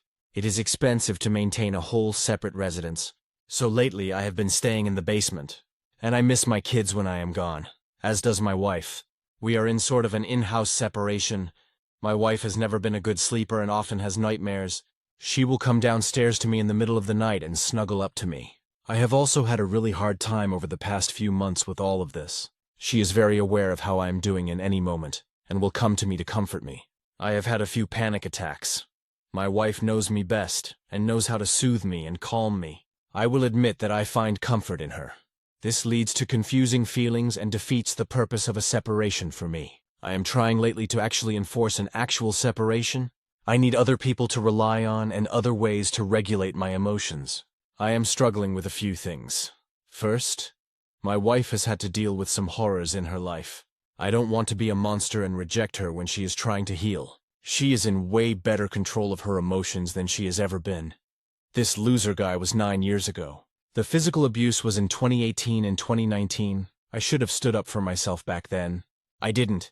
If I had left then, what would have happened? She has done a lot of work in therapy, and now that she is better, I'm going to leave her? But I am so hurt and so mad about the abuse, the controlling behavior, the gaslighting and the lies. I still don't plan to make any decisions until next year as I need to be in the right headspace. I have met with an attorney and have gotten some preliminary advice, but I'm on hold there. One last thing, a few people brigaded from the best off sub. There was a very strong desire to make me into some sort of monster. Because I didn't mention my kids in my very long posts, I was accused of ignoring them. abandoning them, even abusing them. My wife was accused of abusing them. Well, I sort of freaked out over that accusation. I had conversations with my wife, each of my kids' therapists, my sister. My sister even spoke to my kids. My kids each said either to me, my wife, my sister, or their therapists that they have never felt abused or hurt by my wife or by me, verbally or otherwise. My kids were originally mad at me for being the one to initiate the separation. Not because I was abandoning them. They are doing much better now, and my wife has really owned everything she has done and tried to make sure they are not upset with me at all since I did nothing wrong. They realize things are strained between their parents. They know the majority of the issues and they feel loved. There are a lot of things they witnessed that they shouldn't have, but they are working through their feelings on that with us and with their therapists. This is a tough time for them too, as much as it is for me. So I'm trying to make sure they are okay. Because I love them, and my wife loves them too. Stories number 23. Boss wanted everything done by the book, so I did. Entire office shut down for a day. Work as a lab technician at a hospital in Milwaukee. Been there about 9 months. My supervisor, Derek, is one of those guys who panics about everything. 2 weeks ago, state inspectors came through and he completely spiraled, started implementing all these new protocols that are technically in our safety manual, but nobody actually follows because they're outdated from like 1997. Friday morning, he sends this department-wide email in all caps about how we're doing everything by the book from now on. Zero shortcuts. He doesn't care if it takes longer. Anyone caught skipping steps gets written up. Thing is, our equipment sterilization protocol in the official manual requires 8 hours of UV exposure between uses. We have 6 pieces of equipment. We run maybe 40 tests a day across all of them. You see the problem? Monday morning I start the UV cycle on the first machine I use. Derek walks by later and asks why I'm not running samples. I show him the manual, show him his email, explain the math. If we actually follow protocol, we can run maybe 3 tests total per day as a department. His face went through like 5 different emotions. Tries to say, you know that's not what I meant. And I'm like, but you said everything by the book. Zero shortcuts, remember? He had to call the department head. They had to get someone from compliance on the phone. Turns out that protocol was supposed to be updated in 2015 and just wasn't. Nobody noticed because nobody followed it. We shut down non-emergency testing for the entire day, while they pushed through an emergency protocol update. Derek won't make eye contact with me now. My coworker Amanda bought me coffee this morning though, so that was cool. Commenter 1. If you have a written safety protocol that nobody is following, that's a major lawsuit risk. But if you're not updating your manuals in almost 2 decades with updated safety procedures, that's a whole other thing. Commenter 2. From another medical laboratory scientist. Why the ever-loving fuck is your documentation not regularly updated? This is not on your lab manager. This is on whatever procedures and protocols the company, hospital, organization has, or doesn't have, in place. Like basic bloody GLP, which surely any hospital laboratory is following, right? Requires that SOPs, user manuals, safety manuals, etc. are kept up to date. Your laboratory manager is dead right. That laboratory practice should follow laboratory documentation, and vice versa. If laboratory practice has changed to take new technology or improve techniques into consideration, then the documentation needs to be updated to reflect that. Jesus Christ, this is such a massive organizational failing. Our lab would be written up and sanctioned if A, we were found not following our own protocols as written, and B, if the documentation and protocols were not updated to reflect modern best practice.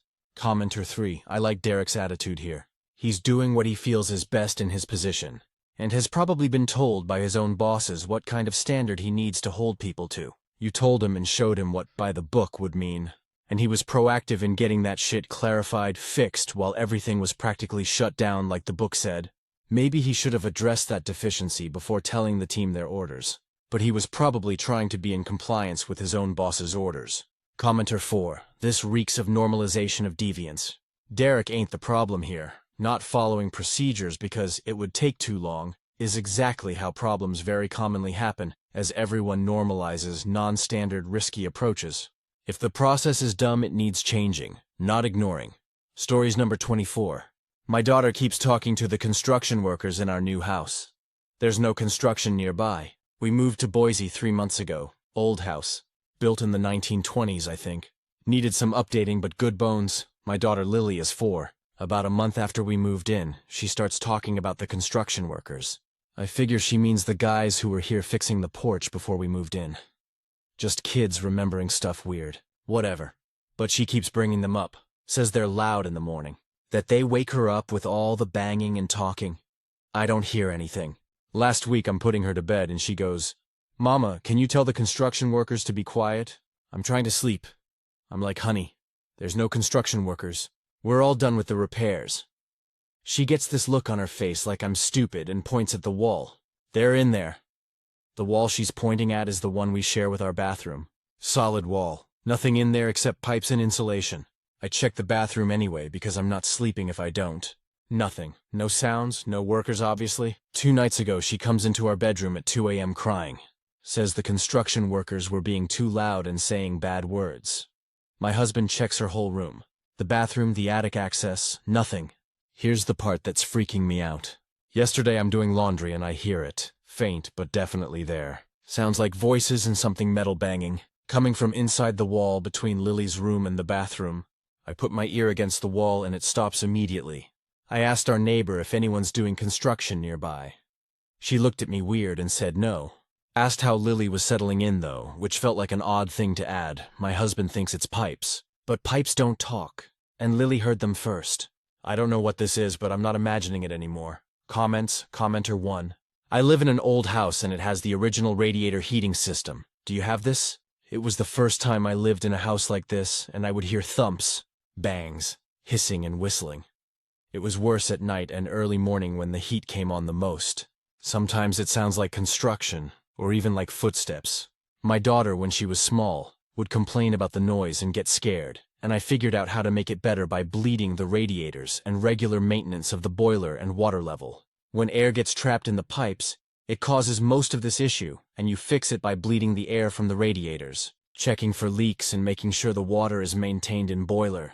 Otherwise, it's a great heating system and very efficient as it keeps the house warmer longer with residual heat coming off the radiators. Just you need to get used to it. As far as anything paranormal, it's always a good idea to do a house blessing, especially when moving into a new house. Another suggestion of installing cameras is also a good idea for picking up on anything strange. Commenter 2. Look, whatever it is, I think you should take this seriously. The noise is loud enough to her young ears that not only can she hear it, but she can tell that there are bad words. Now you can hear it too. Adults are not as sensitive as children to the paranormal. I think you should attack this both from the paranormal and non-paranormal sides. Check the house for frogging. See if anything is behind that wall. Also know that sound travels weirdly. If the source is non-paranormal, it can vibrate into the house from other sources.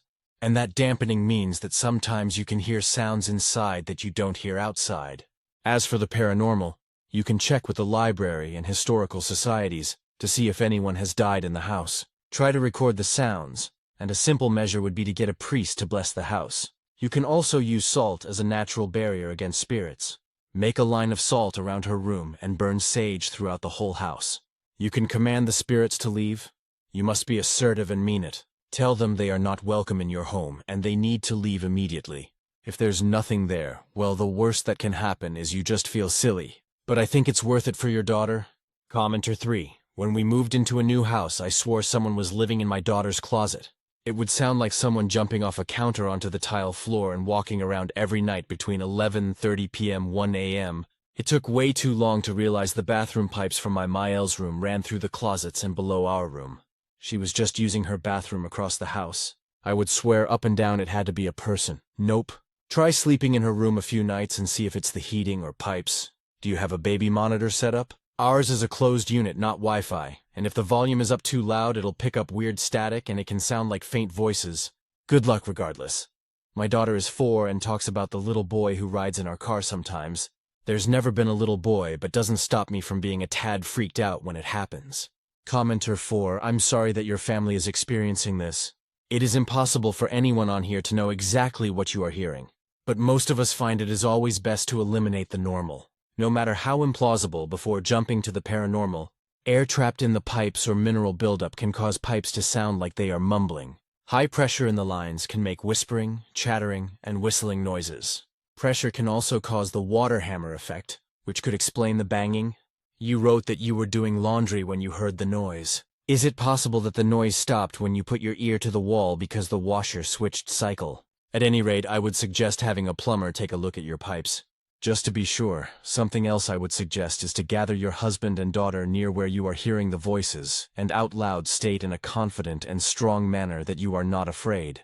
That you will not allow anything to frighten you, not allow anything to threaten you, and certainly never allow anything to harm you in any way. You should repeat it until you feel it in your core. You should verbally claim your home. State that you are the rightful current owner of the space. Any entity present must respect your authority or leave. Set clear rules and boundaries, including if entities are not allowed at all, and enforce them. I know speaking aloud to a wall might sound and feel silly, but it is setting an intention within the house and within your mind. And in my experience, that is effective. I hope I have at least given you something to consider. I wish you luck and a happy home. Stories number 25. My boyfriend of 2 years, 31M, says he can't marry me 31F because of something he found in my phone. Hi everyone, sorry this is a bit long. I just want to give enough context. My boyfriend and I went out of town this weekend to celebrate our anniversary. We spent the day doing activities around the city, and then went out to dinner. He's not much of a drinker, but since we were celebrating, he decided to have a few drinks. When we got back to the hotel, he was definitely drunk, but I still wanted to enjoy the night. So we started watching TV. Out of nowhere, he suddenly said, "I went through your phone and saw that you cheated on your ex-fiancée. I could never marry someone like that." He also kept saying, "I've known for a long time. I just never brought it up. If you want to be with me, you need to be honest." I was engaged back in 2014, and apparently he had gone way back through my phone and found old text messages and photos from that time. I'm a bit of a hoarder when it comes to messages and photos. I just never think to delete them. I have text messages going back to 2012. The thing is, everything he saw was from after my ex and I had already broken up. I tried to explain that, but he wouldn't listen. He started yelling and calling me awful names like where and bitch. He kept saying I was a terrible person, and that he could never marry someone like me. It got so bad that when he went to the bathroom, I went downstairs and asked hotel security to help me get my things so I could leave safely. Security came up with me, and even then, he kept trying to convince me not to leave. Security had to tell him several times that he couldn't stop me if I wanted to go. I ended up going to a relative's house nearby for the night. Since then, he's been texting me nonstop telling me I'm not marriage material, that I'm a bad person for leaving him there, and that he could never trust me. I'm honestly really hurt and confused. I've never cheated on him or on my ex. For that matter, does he have a right to be upset? Is this something worth trying to work through? Commenter 1, honey? He's the one that's not marriage material. Dump forthwith. Commenter 2. And thank God he outed himself as a complete jackass before you actually did make things government official. Commenter 3. You said that, I left. Why are you trying to argue with me giving you what you want? Then stop responding. Commenter 4. Not even that. It's over. Don't ever contact me again. Then block on everything. Commenter 5. Rethink everything. Put it in consideration. Don't marry someone like him. This dude is manipulative and controlling. Sorry. That happened to you. Reply. Thank you for being kind. I know I need to leave. I just needed to hear it out loud. I wanted to call a friend or family member, but I really don't like getting them involved. I just needed to feel validated in my decision. Commenter 6. Are you still out of town? Are you safe? Do you have a way to get back home without him? Are you guys currently living together? Sorry for all the questions, but he doesn't sound like a safe person to be around. Reply. That's another big concern for me. I'm back home, but we still live together. Update. First off, I want to thank everyone who reached out with support, kind words, and even alternative perspectives, even the tough or negative ones. Your feedback truly helped me see things for what they were. Now for some context about what he found in my phone. Back in 2014, I was engaged. He came across pictures of me with another man taken in early 2015, someone who obviously wasn't my fiancé. Since he didn't know when my ex and I had broken up, he jumped to the conclusion that I cheated. I'm not saying that excuses his reaction, but I wanted to clarify the situation. It honestly just seems like self-sabotage. He can honestly never let himself be happy in our relationship. It has always been like this, and I should have seen this as a red flag from the beginning. When I got home on Sunday morning, I took some time to process everything and figure out my next steps. I followed your advice and called my mom and best friend. They were both incredibly supportive and helped me think clearly. I decided to go back to my hometown for a few days to give him space and time to move out. On Saturday night, during one of his angry texts, he mentioned he'd be out of the house by Thursday on Sunday night. I locked myself in my bedroom while he slept on the couch. I even kept my phone under my pillow, just in case, but thankfully, everything was uneventful. He leaves early for work, so this morning I packed my things and left. My plan was to stay gone until Thursday when he could move out. But I'll be honest, and I know some of you might shake your heads I couldn't leave without knowing I had proven the truth. I went through my Google Photos and old messages and found the final conversation between me and my ex-fiancée, which confirmed what I already knew. We broke up at the end of 2014. I never cheated, so I sent him a long message. I told him I was done, and that I did, in fact, expect him to be out by Thursday. I also told him there was no undoing the things he said or how he treated me, and that I was finally at peace knowing I told the truth, and that I hadn't cheated on him or anyone else. I also included the screenshot of the final text message between me and my ex, confirming the timeline. He read the message and immediately tried to backtrack, saying, "We both hurt each other and need time to process things. But there's really nothing left to say." He was completely wrong, and now that he knows it, he's trying to walk it all back. I'm not standing for that. He's so delusional that he feels like he can gaslight me into believing that I hurt him in some way over something that happened a decade ago. And I didn't even know him. He did apologize for calling me out of my name, but that's nowhere near enough. I feel strong in my decision to leave, knowing I did everything I could in that relationship. I'm so thankful for all of you who offered encouragement and advice during such a dark time. It truly helped me find my strength again. I know I probably should have just let him think whatever he wanted to, but I just couldn't help myself. Now that I'm safe and away from him, I can answer any other questions you might have. I hope I didn't miss anything. Commenter 1, just make sure you don't end up taking him back out of pity or anything. He's shown his true colors, and he is clearly going to try to manipulate you to coming back to him. Stay clear, block him and move on. Reply, thank you for that. As I sat with myself, I really came to realize that, even if his timeline of events was true, that didn't give him a right to disrespect me and call me out of my name. That's something I will never be able to get past because that's truly how he feels about me. Commenter 2. Absolutely, it's toxic. There's a way to have a disagreement argument but still be respectful to each other about it while expressing yourselves. Keep it in mind for future partners. Commenter 3. We both hurt each other. Implies you standing up for yourself is you hurting him? What a joke. Don't fall the crocodile tears or love bombing. I have a strong feeling he will love bomb you, but bad patterns will just repeat themselves. Reply, yep. Not excusing any of his behavior from Saturday night, but even after you sober up, you're still trying to make yourself the victim that tells me everything that I need to know. And instead of manning up and giving a sincere apology, you'd rather try to make both of us at fault. Commenter 4, we both hurt each other. Excuse me? When did you hurt him? He hurt himself by going through your phone's decade-long history, almost as if to find something. Anything to pin you down with. You're so better off without that dead weight dragging you down. Reply, exactly, like how manipulative can you be? You hurt yourself by going to look for something to fit your narrative, and when you found something over a decade ago, you thought you could use against me. You waited until you were drunk to tell me how you really felt about me. Lol, it's literally comical the way this is unfolding. Stories number 26. W. Wibda, if I told my friend that I was the anonymous person who paid his vet bills. A few years ago, my friend George had a lot of debt and couldn't afford for his dog to have surgery. He finally was going to do it and pay for it on credit cards. The morning of the surgery, I called the animal hospital and paid for everything and told them to please keep it anonymous. I had offered my friend before, and he was too proud to accept. A few weeks later, I saw him and he brought it up and asked if it was me. My boyfriend at the time, now ex-boyfriend John, immediately jumped in with a yes, we paid it.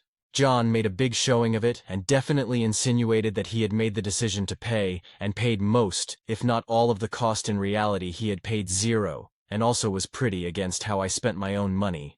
I didn't say anything at the time, as it would have been awkward, and I already felt uncomfortable since I was planning to be anonymous forever. It's years later now. I still see George and John through our mutual friends once in a while.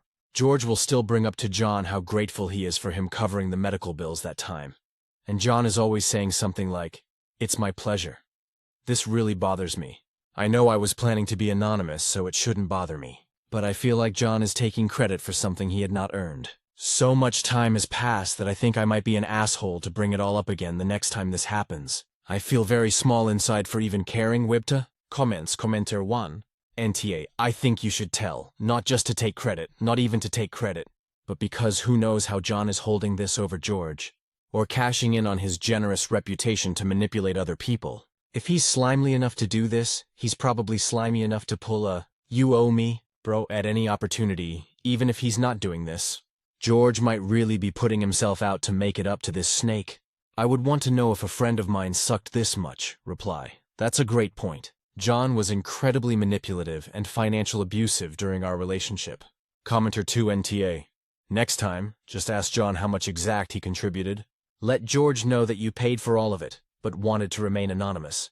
But it's time John stopped taking credit for something he didn't do, and let John know that you are happy to get the receipt to prove it, and he needs to stop claiming he did this, as he made it clear to you that he didn't want you to contribute at all. Tell George it's water under the bridge.